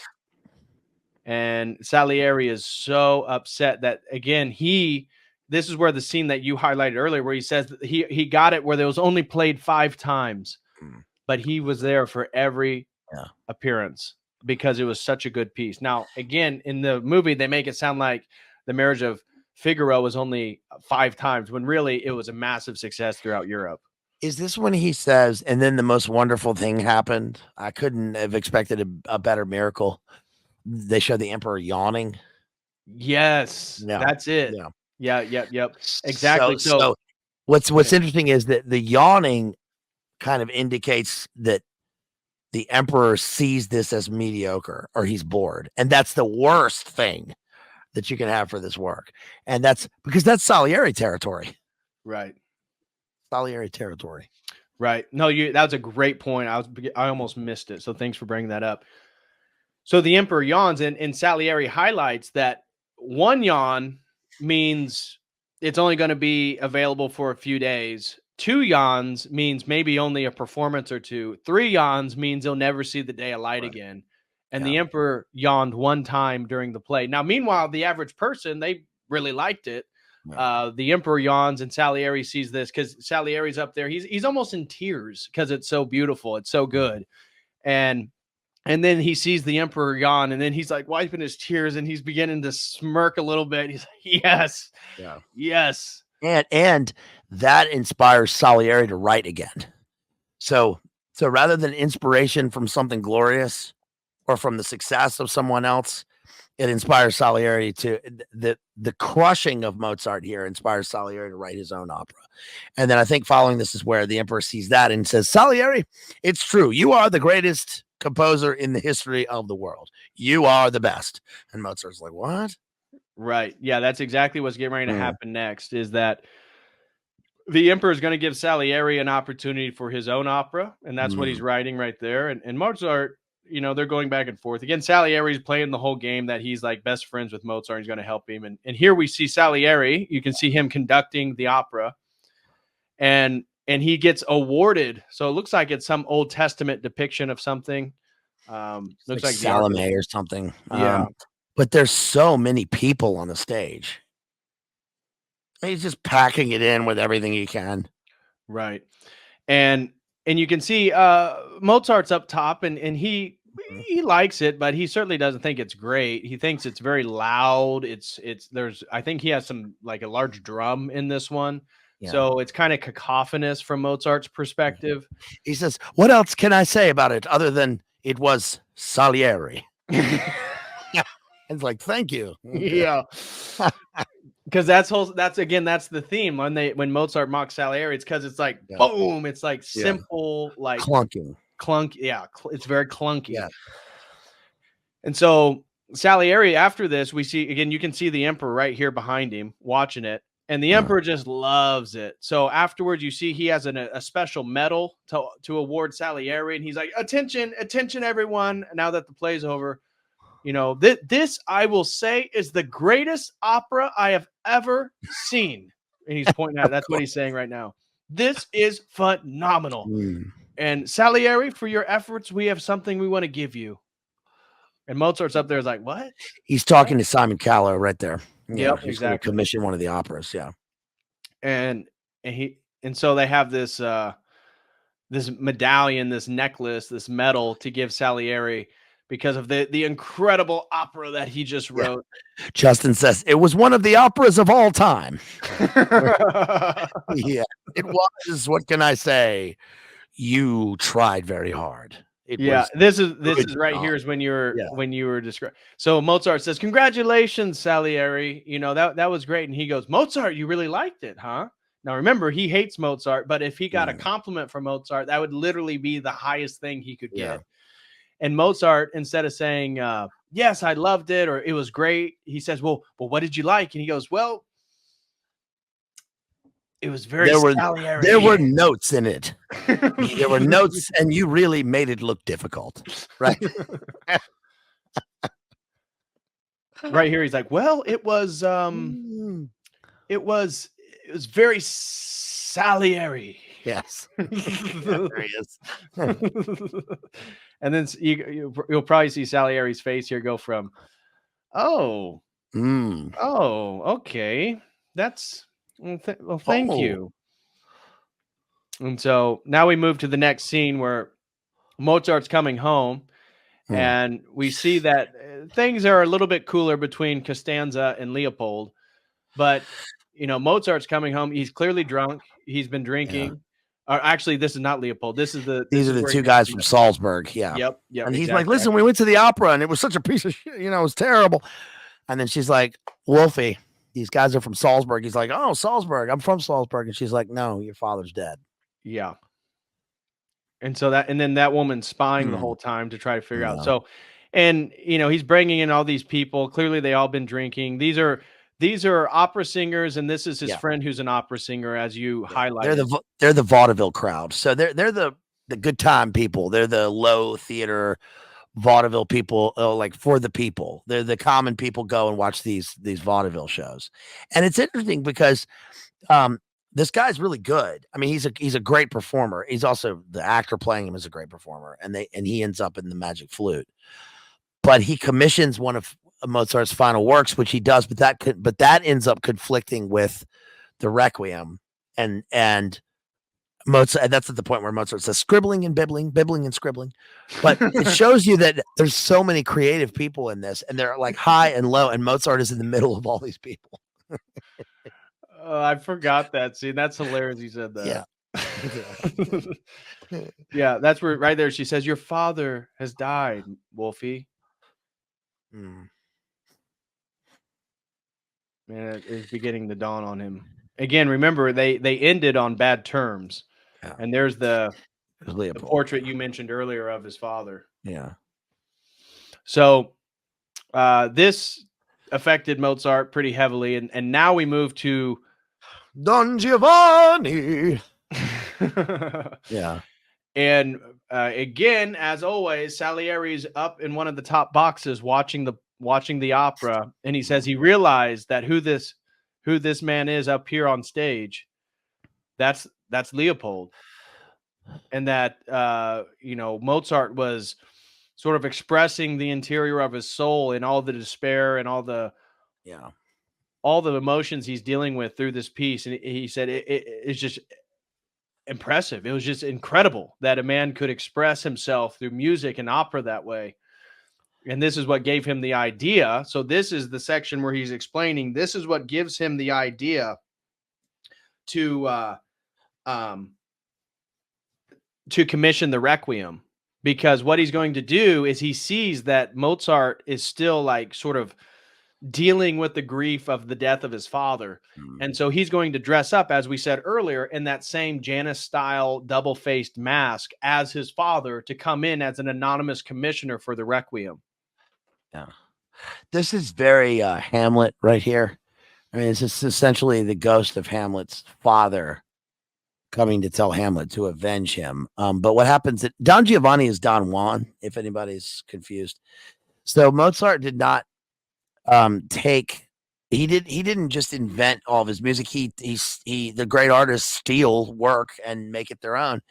And just like Shakespeare took a lot from Plutarch and from the history of the kings of Britain and these other works, and Romeo and Juliet is Tristan and Isolde. I mean, Mozart took Don Giovanni and Marriage of Figaro and various works. I mean, I think the Magic Flute is a completely original work, but this is Don Juan, and Don Juan is a cad and a rake, and he just does bad the whole time. And Salieri is up in the wings watching. He says he materialized the ghost of his father right there on the stage. He says this isn't just a character. This isn't just the Black Knight from hell. Yeah, literally, that's where he's saying that right there. Breaking through the third wall. He says that was him. That is literally his. He conjured his father and his spirit and put him on the stage, and he falls into darkness. And I think that, look, we could talk about this all day, but if you've ever seen heard, Shakespeare. This is one of the problems I have with people who want to look at a work of art and see a picture of it or see a picture of Amadeus and say it's whatever. If you've ever listened to the Requiem, I mean, just listen to it all the way through. Yep. And it is the Requiem. Again, I'm just going to say about the Chilling. Requiem. The Requiem is, to me, the most profound, most otherworldly work of art or work of anything that a man has created. It's unbelievable how huge and vaulting this thing is. And Salieri says, this is like God is like striking him with lightning and he's creating music. I mean, Plato says, that music is one of those things where it's a sort of evidence for the metaphysical, right? It's this thing that exists in the world and people don't know there's notes until you pluck the note and there it is. You've materialized it into existence. And to create this thing, this harmony and disharmony, all these things in this work. And the Requiem is so amazing because it's a meditation on life and death and it's glorifying God. Mm-hmm. And this work, Don Giovanni, is so dark. It's just incredibly dark right after the death of his father. So Yep. go and listen to it. Go and watch it. Yeah. Is it public domain? I'd play it if it wouldn't get. No, it's not because the orchestra that performs it has a copyright on it. So with classical music, the music itself is public domain, but the orchestra that performs it for the movie, Neville Mariner's orchestra, has a copyright on their performance of it. So it'll catch it. Right. And so what we can see too, if you see Mozart, he's looking a little bit more sickly. He's looking, again, he's not wearing his wig. We see that Mozart is transforming himself. He's becoming, he's getting closer to his own death is what the movie's clearly depicting here. And so anyways, let's fast forward. So here he is. So now you can see, again, he's drinking every night, obsessively. He's trying to get through these works. And here comes Salieri as the double-faced man that, again, he doesn't realize what's going to happen. And he doesn't know it's Salieri, again, just for clarification. So Mozart's drunk. He's writing another work. And pretty soon the door rings or somebody's knocking at the door very, very hard. And now Mozart's looking at face to face with Salieri, but he's seeing the mask that his father was wearing. And Salieri tells him that he wants him to commission a work, and it's the Requiem. And this is where the plan, because what was being spoke over before this scene occurred, what was being spoken over is what we talked about earlier. Salieri was saying what he was going to do is commission the Requiem from Mozart. Then he was going to kill Mozart with his own hands. And then he was going to take the Requiem that Mozart wrote and claim that it was his, and he was going to play it at the funeral of Mozart. And that everybody would stand up and applaud Salieri for writing this thing. But really what he did is he finally had the glory of Mozart's quality of work, and he stole it from Mozart. And this is a finger to God, saying that he says God would rather, hold on, I wrote it down somewhere. God would rather,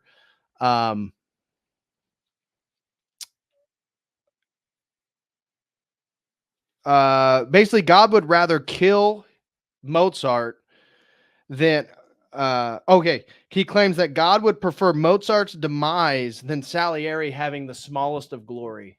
That's what he was saying to her. I wrote that down. So he's saying that's why he's going to do this, because if God wanted it to stop, he would have stopped it, but he's not going to stop it. And therefore this is him getting back at God for everything, the torment he's been putting him through. Yeah. Maybe he should try and glorify God through his music rather than himself. His part, Right. And because Mozart is going to Salieri thinking that he is his friend, Salieri knows that Mozart is in financial trouble. Mm-hmm. And so Mozart actually comes to Salieri and asks for a loan at one point. And he says, I don't think that's good for your reputation, Mozart. I don't think, a man of your stature should be known as a beggar is taking money. And yet what he does is then he goes as this man right here, this anonymous figure, and gives him a nice sum of money, which causes Costanza to say, Wolfie, well, just do what the man asks. He has real money. Why are you focusing on as you said, like the sort of vaudeville works with your friend? Why aren't you working on the things that this man's paying you for? We need the money. Yeah. Yeah. Well, they do need money, and fortunately, God uses evil for good ends, even though kick this guy's ass. I mean, he's doing all this stuff, but look what Mozart creates out of it. So, right. Then we see another guy's work, and we see Mozart, again, doesn't think it's very good, but his son is clapping to it. He thinks it's a good time. And you can see, look, Mozart's becoming more of a drunkard. His skin's getting paler. He looks more like sickly. He's got tuberculosis. Yeah. Yeah. He's not wearing wigs. He's not. This is also a satire of his work. This is Don Giovanni and various operas all satirizing Mozart. And he doesn't mind it. He thinks it's funny. Stanzi is like, it's low. They shouldn't be treating your work like that. But Mozart's like, yeah, but at least they appreciate it enough to satirize it. And by the way, the little guy in here, this little guy popping up right here is Kenny Baker, R2D2. Really? Yeah. Yeah. Mozart says, yeah, there he is. Right there. Mozart says to his son, did you like the little people? Yeah. Yeah. And this is where, again, his friend that you mentioned, that he's in the satire, and then he will come up to the box to talk with Mozart during this little break right here, and take swigs of the alcohol, have a few drinks. And then he's telling Mozart, look, I don't have money to give you right now, but if you commission a piece, I'll give you half of what we make from the seats of all the attendees. So if you trust me, I will give you half of it. And this is where Costanza's instincts are actually wrong. She's actually kind of concerned that this guy may be lying to her husband, that he's maybe not fully telling the truth. And she wants him to work on the Requiem where there's real money, and not on this, because she doesn't think Mozart's going to get paid. When in reality, what we find out is this guy's actually an honest friend, and he actually gives Mozart half of the earnings.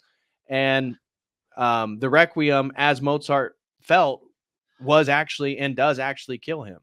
His name is Schikaneder in the movie. And the reason Mozart's not wearing a wig right here is because he's with the lower class people. They're not wearing wigs. And then they do this. Then they do the Austrian like rake dance. So it's folk dancing. And I was kind of wrong, by the way. It's not a satire. It's actually a parody. I mean, they're not trying to change him. They're not making a political statement. They actually like Mozart, which is why the guy who's the head of the theater asked him to write the next song. He's like, you don't. He does a terrible American accent, by the way.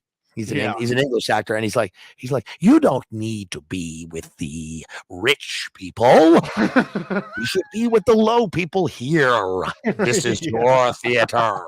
He does. Yeah, it's a great point. These are the people that love you.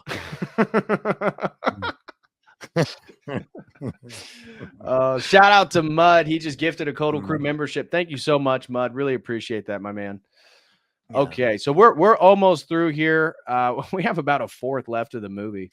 We're going 24 hours here, people. So here we see Mozart disheveled, drunk, disorderly, going back to the man that he mocked and called his daughter a dog, and asking him, is there anything I'll teach your daughter? Is there a work that you'd like to commission? Is there anything I can do for money, for my skills? And he's like, no, Mozart, I don't want anything to do with you. And Mozart, again, is kind of left out to dry here. He's like, you remember when you called my daughter a dog-faced pony soldier? Not letting you in here. And then here he is back at the crib. Right. And then here he is. And he's like touching the housemaid. And there's another reason why he's drinking wine all the time, by the way, a practical reason, which is that even in this time, you can't trust the water. Right. Right. So it's just like Rome. It's like everyone's drinking wine and beer because the water has to be boiled so they can drink it, but they still don't fully know that at the time. So they're just drinking wine all the time. Right. And what's happening here is somebody is pounding on the front door, and Mm. Costanza's coming out and says, "Wolfie, who is it?" And he just realized, like, he's drunk and he's so focused on composing music, he can't even hear his surroundings. Yeah, And then he's terrified. again, the pounding in the music on the door is like osmosis into his music. It adds kettle drums or the bass of That's a good point. the music. He Yeah. takes everything in. Right. So he's telling her, "Oh, well, tell him I'm gone. Tell him I'm not here. Tell him I've left." And Costanza's like, "What? What are you talking about? Just tell him I'm not here. Tell him I've left." And so she doesn't know who he's talking about. Now he's talking about Salieri dressed up in the Janus mask, but it turns out it's just his buddy. Yeah. And his buddy just wants to know if Mozart's home, because he wants to talk to him about the composition he's working on and paying him and where he's at with everything, because they're going to start rehearsals in like the next week or something. He just wants to make sure that Mozart's been working on it. And so she thinks Mozart's talking about him, and she's like, "Mozart isn't here. He's left. He's not here. I'm sorry." It's like, is that it? Can I read it? Right. What has he composed? And then Mozart. This is the best scene. What have you been writing? Do you know how many people I'm paying for? Yeah. What have you been doing? I've been scribbling and bibbling and scribbling, scribbling and bibbling and scribbling. And so that's what happens. Mozart jumps out because he's getting ready to read the work, and really he was working on the Requiem, but he doesn't want him to see that he's working on the Requiem. Yeah. And so he kind of comes up with a bunch of fibs, and this guy's not happy. He's like, "Mozart, like, you got to write something. You told me we're going to have rehearsals. It's all in my noodle. It's all in my noodle." Yeah. He's getting ready to say. Yeah. He's getting ready to say that. But he's actually telling the truth here. He's writing the Requiem, but he's already done the work for this guy. Right. It's just all in his noodle. It's in my noodle. Yeah. So that's essentially what's happening in this scene. So you get it. And then he's like, like, he's upset because he's like, "Mozart, like, you got to write something. What are you talking about? It's in your head. Like, this is serious. I'm paying people. I'm paying the actresses and the actors." So he's right. I mean, the guy is employing a lot of people. He's employing a bunch of poor actors, to put on a real production. It's not a joke, but he's unaware. He's unaware that is genius. Well, heads up, guys. I just got notified by YouTube that they've already detected the movie in my stream. Oh, no. So if we get clicked off here, just hold on. We'll be back. Sometimes this happens, but oh no. I just got a warning notification. Yeah. It's yellow though; it's not red. So I think we might be good. Orion Pictures. Gosh. Yeah. The YouTube algo is no joke. So now the woman who is the spy has come back to Salieri, and she is distraught, and she is claiming that she is scared to death of Mozart, that he is drunk. Yeah. My stream has been temporarily blocked, it says. Damn. I mean, darn.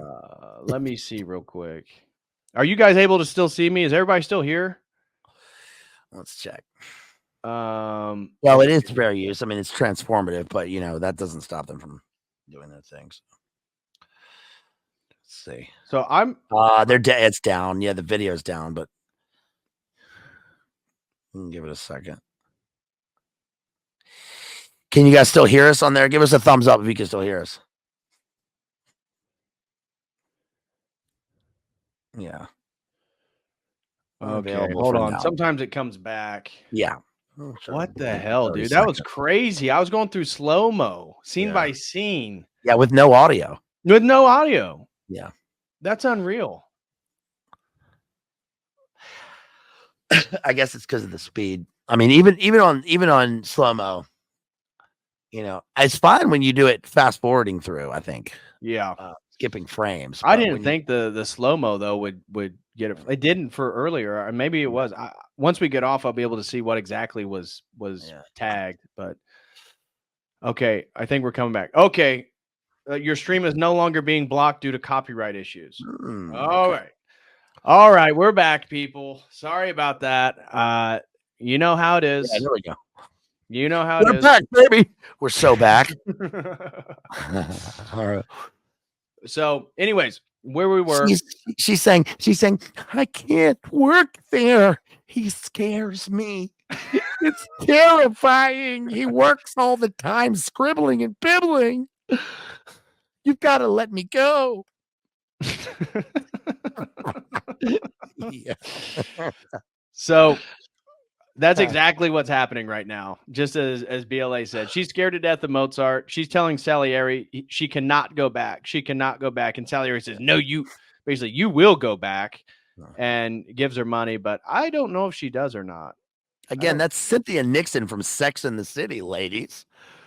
2000s ladies. I know you love that movie. Here he goes in, kissing his son. Yeah. So Mozart is kind of reflective right now. He's thinking about the Requiem. He's thinking about the guy with the commissioning, the piece. And now they're pounding at the door again. And he again, while he was kissing his son, and he's back. And so Salieri again he asks him if it's done yet. He says, no, I need another week. I need more time. And then he gives him more money. And Costanza sees it, and she's like, this is where she starts arguing with Mozart, like, just do what the man says. We need the money. Just make the work. And this is where he's saying, Costanza, it's literally killing me. Yeah.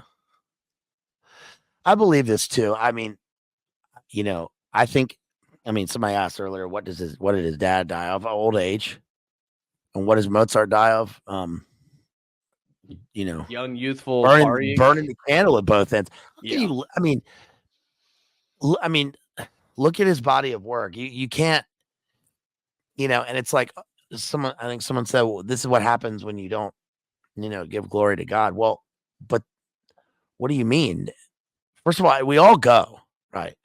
We don't know the time or place. And that, I think the point of the movie is that is what he's doing, right? Salieri is evil and hates him because he realizes that it's not by choice. I mean, God has made this person, right?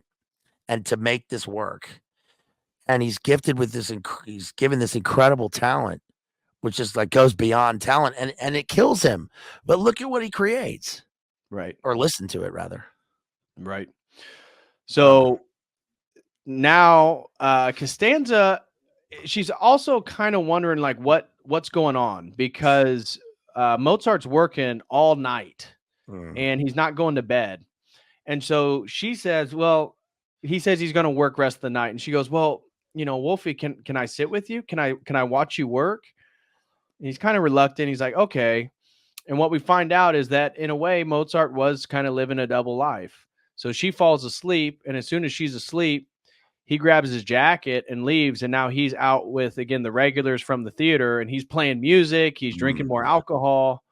He's out with people, again, women that are scantily dressed for that time period. With a skull on the table. That was a memento mori and a Hamlet nod. Here he is walking down the same street that his dad walked down in the same cloak. But at this point, he's, skidding all over the place, drunk, wielding that wine bottle like a pistol again, walking in looking totally tubercular. Skeezing into the house at 9 in the morning. He's been out with the fellas and the ladies all night from the vaudeville, right? But playing music,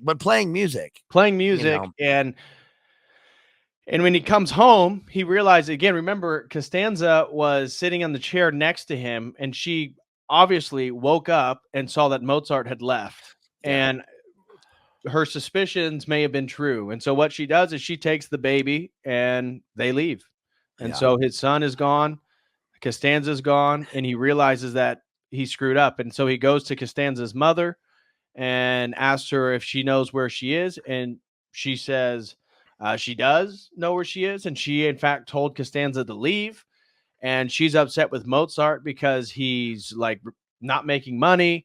He's not, in her opinion, caring for the family, essentially has his priorities right. And shame on him that he's going out at night instead of, telling his wife that he's working on something. This is great. He totally tunes her out, but tunes into her voice, and she turns into the magic flute right here. Right. Which is the most. I mean, look at this set. It's a fantastic part of the set. It's in the head up here of Mozart's dad. Zauberflute.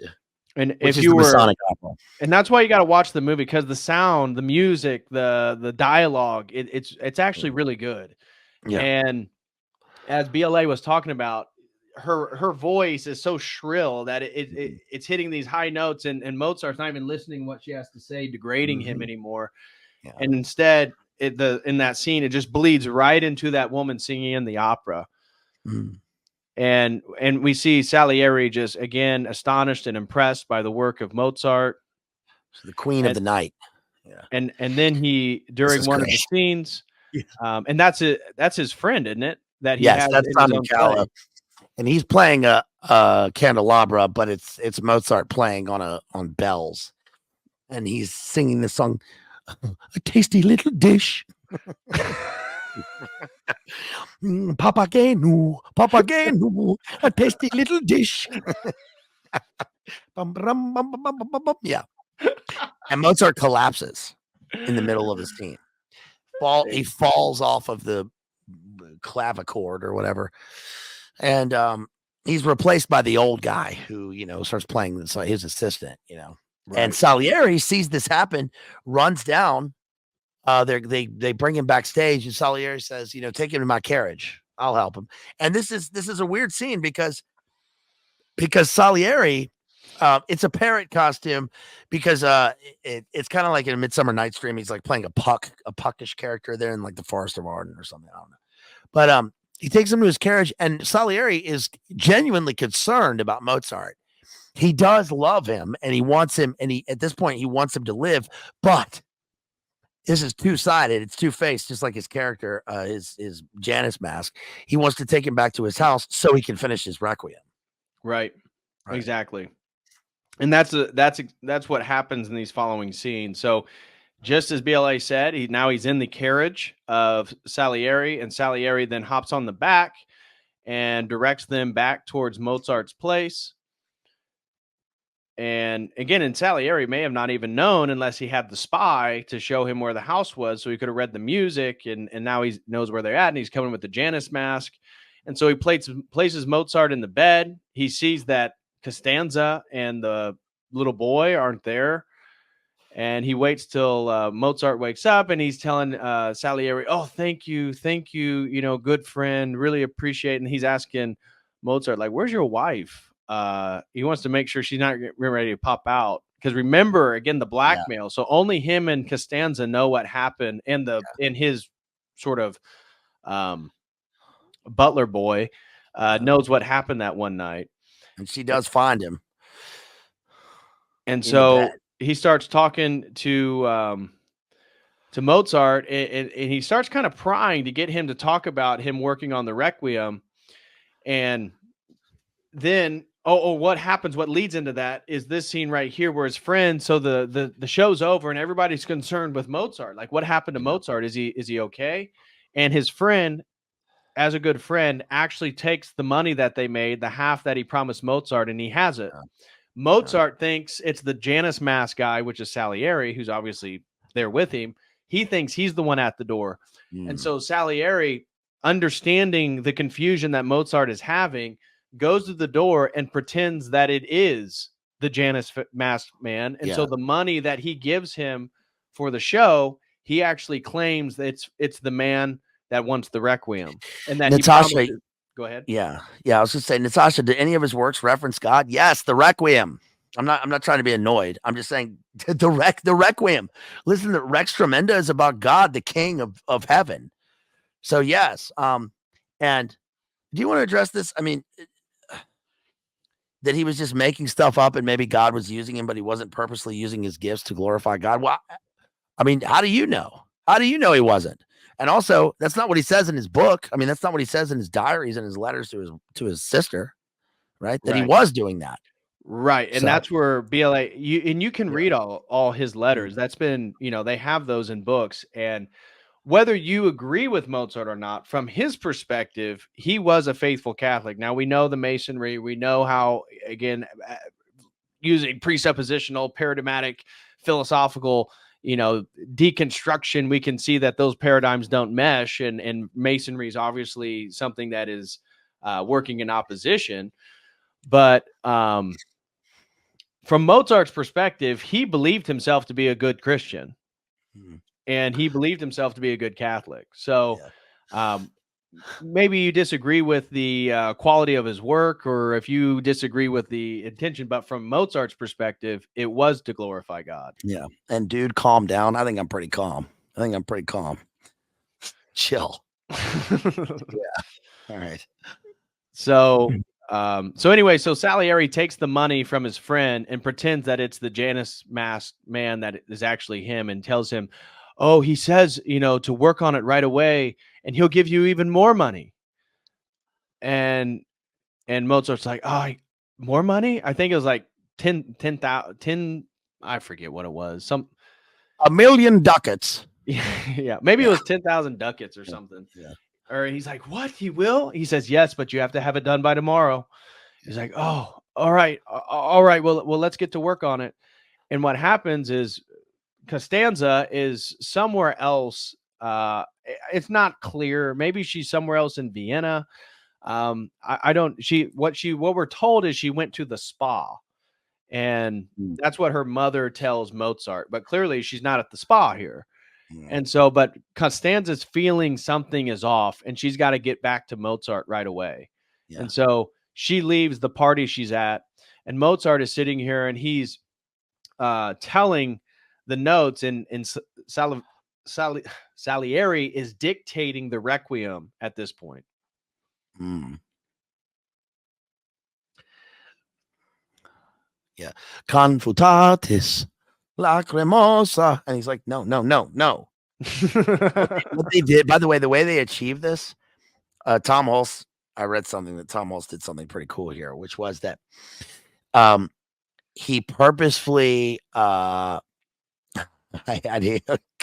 Natasha, chill, dude. Stop coming for me in the chat. Now what he did was he purposely did something pretty brilliant here, which was that he threw F. Murray Abraham off. So Salieri can't figure out where he is in the writing of the composition. But what Tom Hulse did to like reinforce that was he skipped parts, like he skipped ahead in the script.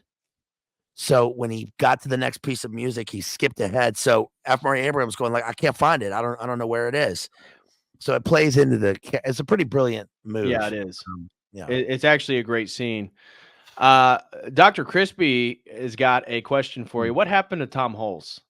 He's still a theatrical actor. I mean, he's mostly a stage actor. I by the way, I'm not yelling. I love you guys. No, we all Yeah. BLA. We who can hate BLA, right? So I love Natasha's good. We're all good. Yeah. We're all good. Yeah. No, he's still, I think he's still acting. He was in the movie Parenthood in 1987. One of Keanu Reeves' first movies. Joaquin Phoenix's like first movie. No, but he's still in films. But he mainly does Broadway work. I mean, he's still a working actor. But it's hard to overcome something like this. Like this is your pinnacle role. What are you going to do after this? And I'm sure in the 80s people were like, we can't have you in any other movies. You're Mozart. Right. So, but he's It's great. pretty iconic. Yeah. Yeah, people are hilarious in the chat. I love you guys. This is a total troll. David's actually, he's always making jokes like this. Can you ban Henley and DPH for being Oh, I love you guys. Okay. Do you even understand Mozart, people? No. I'm getting mad about it. No. All right. Yeah, this Foam Punk says these guys are Mozart grifters. Yeah, for sure. Oh gosh. All right. So but he's writing the Confutatis and the Lacrimosa here, and he's doing the it's the sounds. I mean, this is part of the Requiem where we hear the sounds of the fires of hell, right, which goes up into the wrath of God, the dies irae, and then into the Rex Tremenda. I mean, it's a profound piece of work, and it's amazing to see. This is probably his best musical composition, like depiction of his musical composition in the movie, because this is the point where he can't physically write, and he's demonstrating to Salieri how he composes music, and it's all in his. He has all the various pieces of music already in his head. He tells him the tone, he tells him the tempo, and Salieri just can't keep up with it. Right. Yeah. And yeah, so that's what's so great about this scene is it's like, again, even in that ill state and poor health on his deathbed, because he's getting ready to die, Mozart is still a musical genius. Yeah. And Salieri, in his best attempt, because Yeah. nobody wants this thing done more than Salieri does, can't keep up with him. And then he'll look, and then what he's blown away by is that he's doing this all in his head, and he's finishing it and putting it all together. Now, at the same time, Costanza is on her way home, and she's with her baby, and she apparently traveled all through the night to get back home. This is that chariot of death. That's the long black train coming to him too. Oh, Riding through the night. that's great. I didn't pick up on that. That's yeah, that makes total sense. And so we see the pale boy, and Costanza. Well, this is right when he's getting ready to pass out. So it's now morning. So they've been working throughout all night. Yeah. And Mozart's like, Sally, you want to take a break? You want to take a break? He's like, no, nope. I'm just as sharp. Let's keep going. And he's like, well, how about I take a break? He's like, Mozart, let's finish it. He's like, Salieri, will you stay here while I take a nap? Yeah. And so Salieri agrees. He realizes Mozart can't do much. And here comes Costanza. And so she walks in and she sees somebody sleeping on the other side of the room right here. Yeah. And she taps him. It's interesting how in earlier scene, she was brought down on the ground, picking up his music in front of him. And now here she is standing over him and he falls down off the bed. Right. Which is, degrading. I mean, he's falling off the child's bed. He's in the house. What are you doing here? Look at him. It's a pathetic figure. Right. Wearing his medal. Look, he's still wearing the medal underneath his clothing that the emperor gave him. That wig all mussy. So, and again, remember, they know what happened in that room. And so she tells him, what are you doing here? And she explains that Mozart, was in poor health. He's sick, and that he brought him home because he cares so much for him. But she doesn't buy it. So she's like, okay, well, thanks for getting him here. You can go now. And he's like, nope, not leaving. She's like, no, you can leave now. I'll be with my husband. I'll take care of him. Nope, I'm not leaving. And he says at one point that Mozart's going to have to tell me to leave. Now, Mozart can hardly talk at this point. He just had enough energy to basically kiss and shake or grab his son. And I think he kisses him. And then Costanza comes over and gives him some affection. And she's like, Mozart. Or actually, it's probably Wolfie. And he really does die writing the Requiem. I mean, yes. It's left unfinished and he dies. He dies. There he is. And that, even though the characters don't know yet, as soon as he lays back here, let me see if I can back up to it. Yeah. So and she knows that composing the work has killed him. Right. Because that's what he told her before. And so right here, you see that last sort of breath, and he just kind of sinks into the bed here. This is when he dies. Now, they don't know he's dead yet, but she says, it's killing him. Don't you see? Because he said earlier in the movie that it was killing him.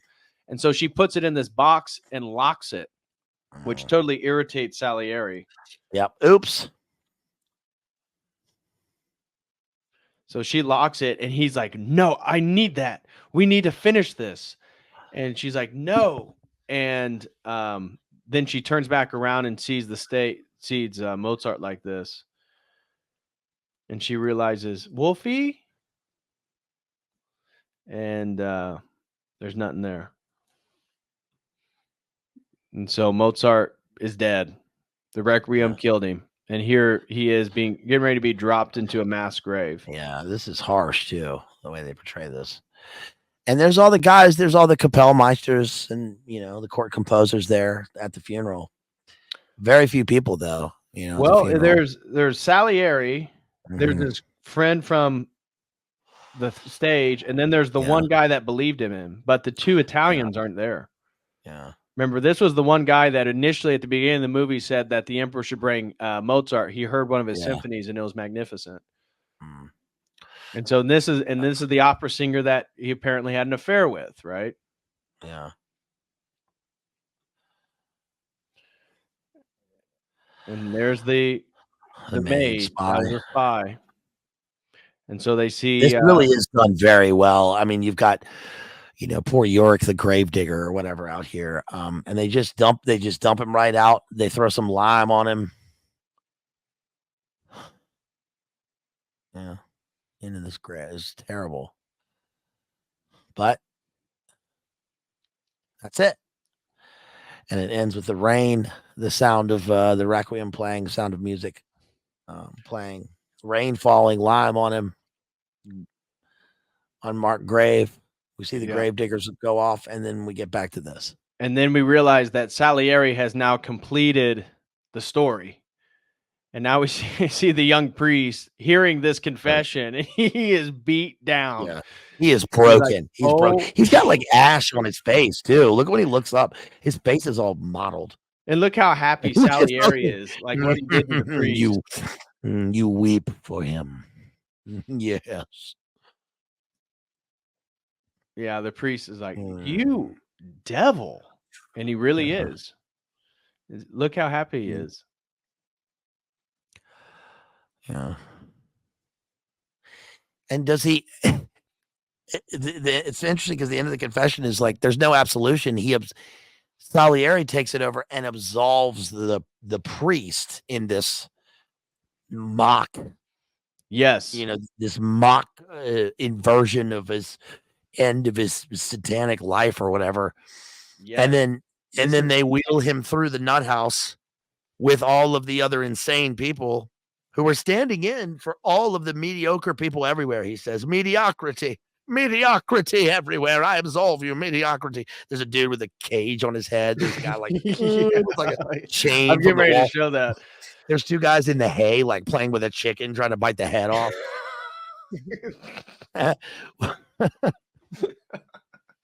So, yeah. So yeah, exactly as BLA said, he declares himself the patron saint of mediocrity and all mediocre people throughout history. And he then chastises the priest by saying that he absolves him of his mediocrity.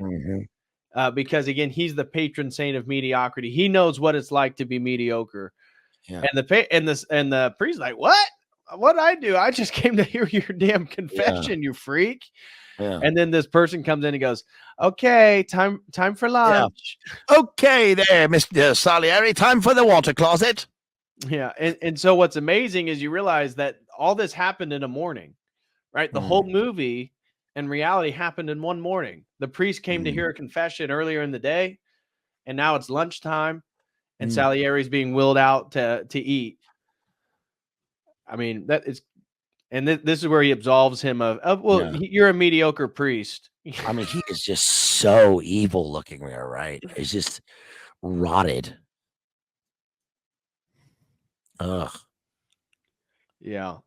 And the gleefulness of his evil machinations.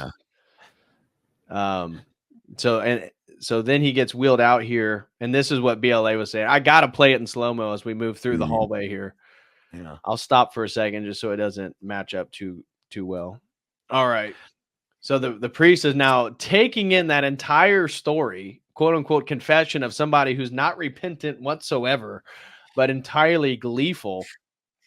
And he's like, oh my gosh. And here this madman is out like, look at all my children. Mediocrity. Well, it's interesting because the insane asylum, is...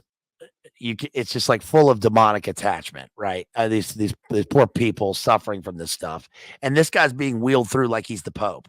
Like he's the Right. Pope of the insane people, and it's also funny because as a commentary on the world now, it's like all this is gone and these people are just out in the street everywhere. Right. Right. We don't even have this anymore. So, it's that this guy is the lukewarm guy. He did stuff, he did good and bad, but he's just kind of nothing.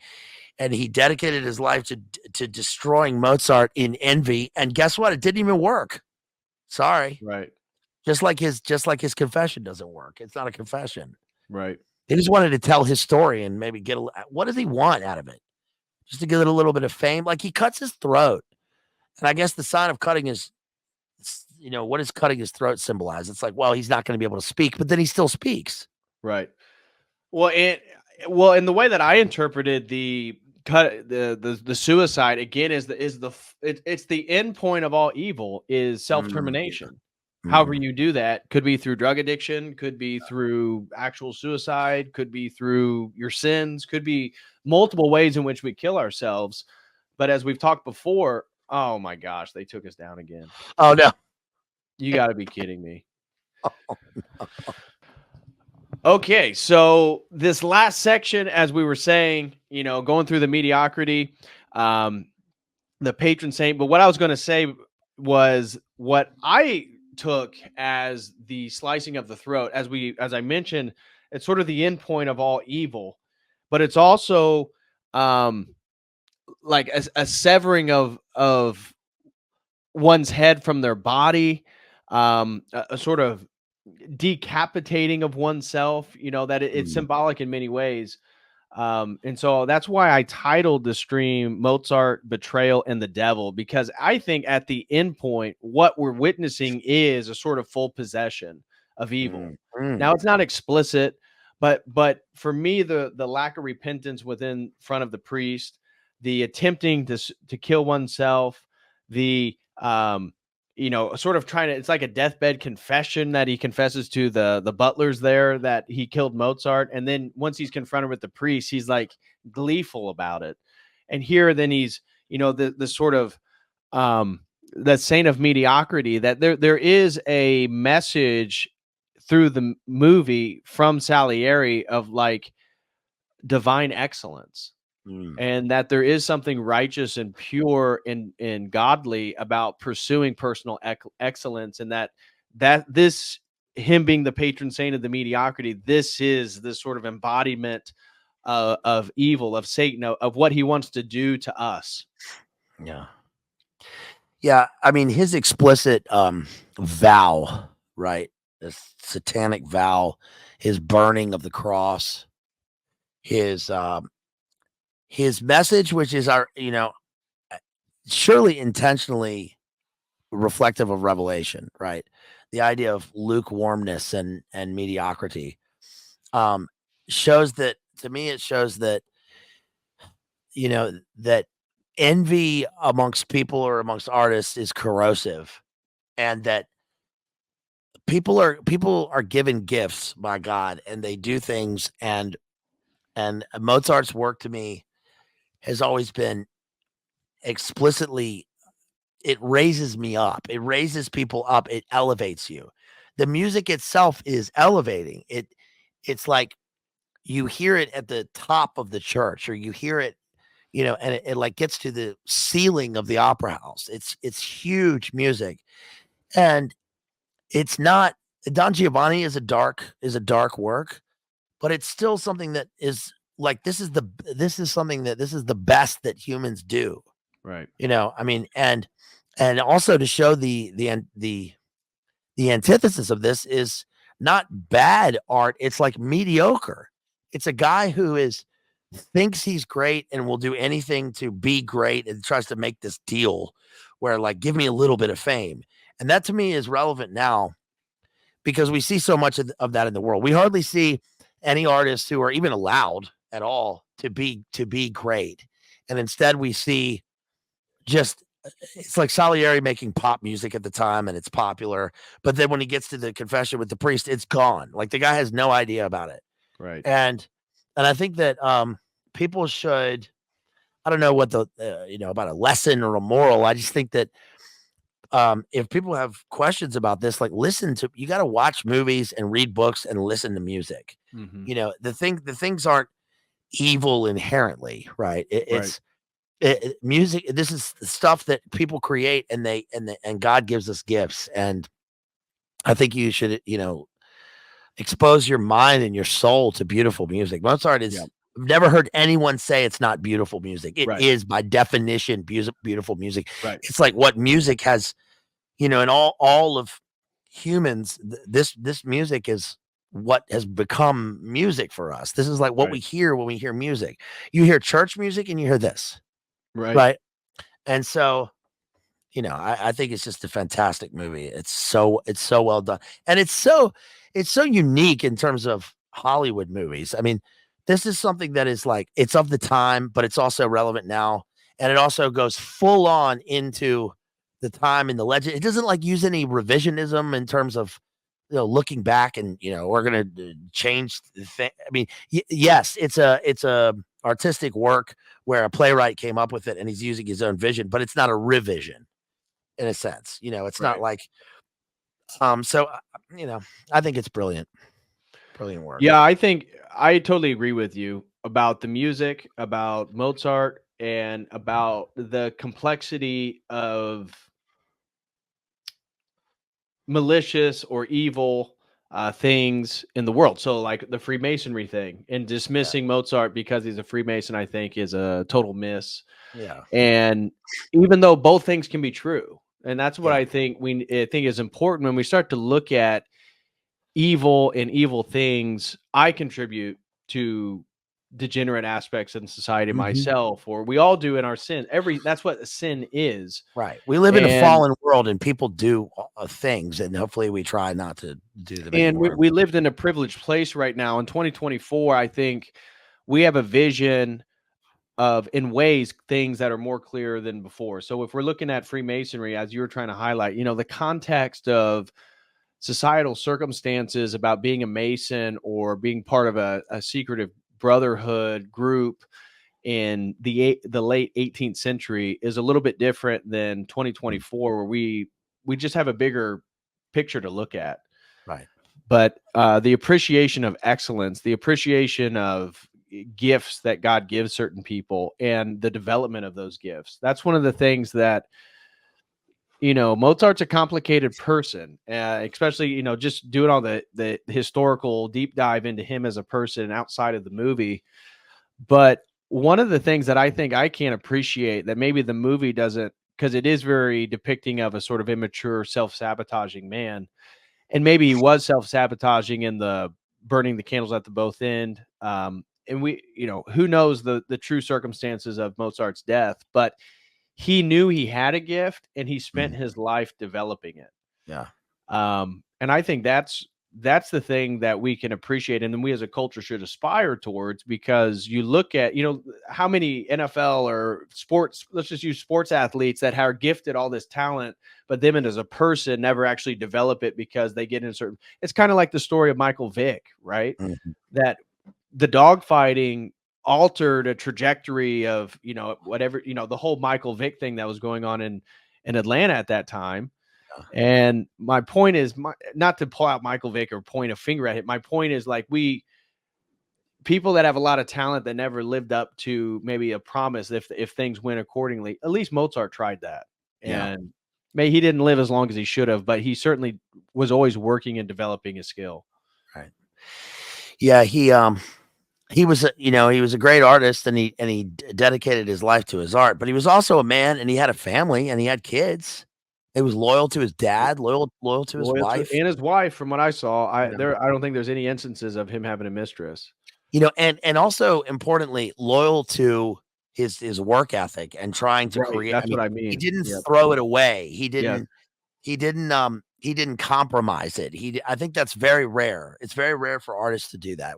And that's one reason why we see so few artists like this. We see like I don't know, Shakespeare, Michelangelo, Mozart. We see a few other artists who do this kind of thing, but they don't compromise by, it's he was also mixed in with all strata of society. He was Right. I guess a middle class guy, was up with the elites, but he wasn't an elite.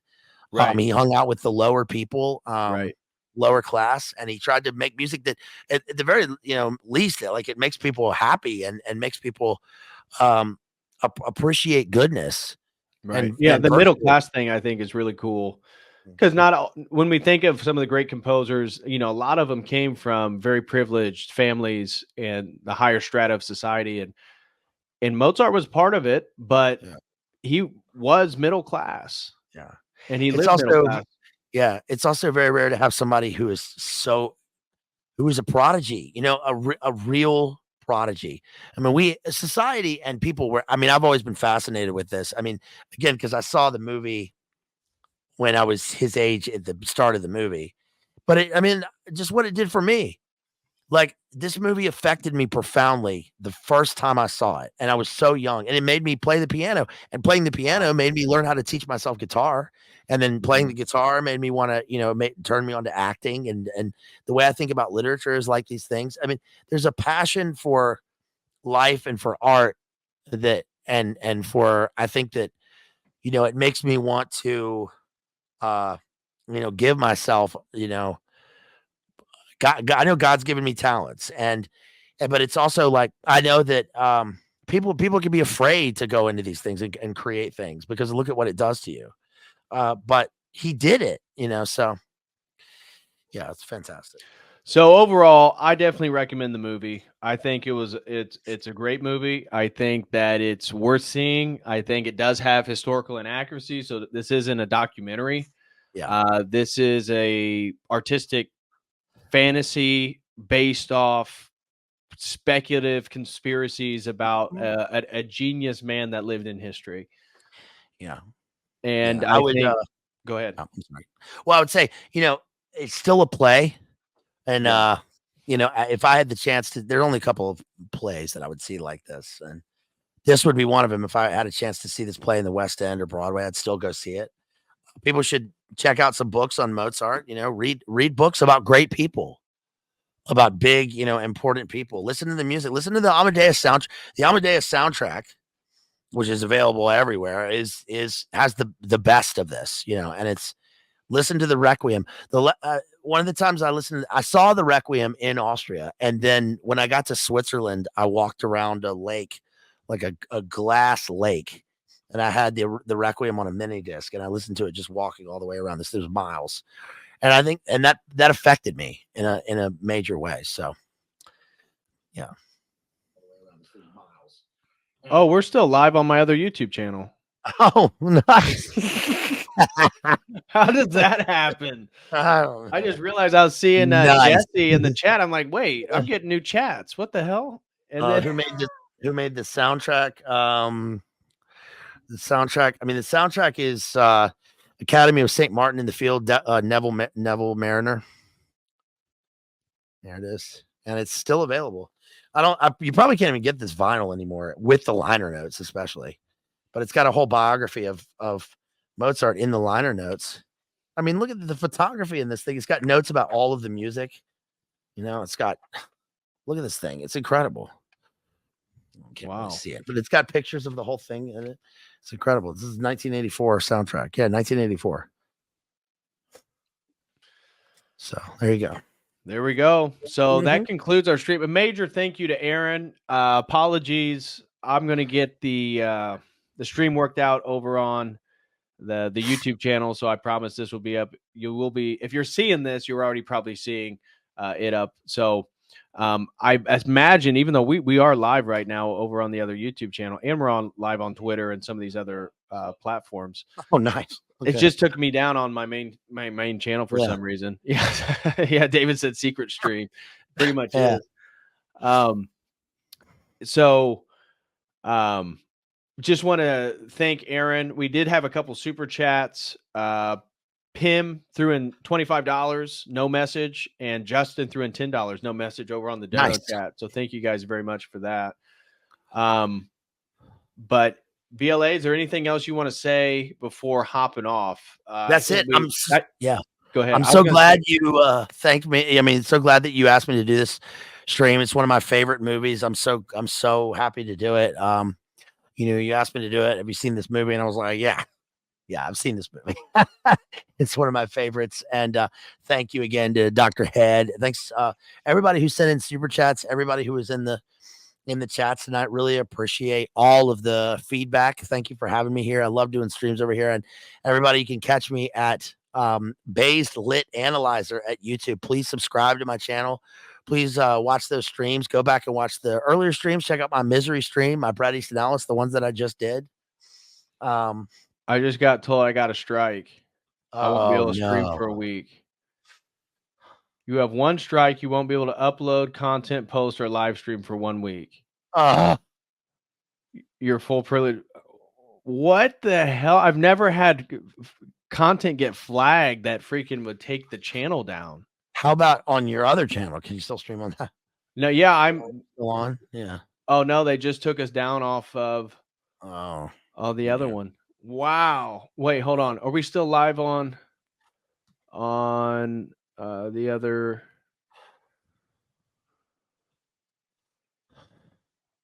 Yeah, we must be. Somebody said, no audio either. Oh. So, anyways, hey, hard. I guess it was worth it. So. Yeah. Damn. Let me see. Are we still live on the other one? Yeah, we're live. So the other one's, yeah. Oh, no audio either. They said they can see us. Oh no, they can hear us. I'm live right here. Yeah. Oh no audio either. Yeah.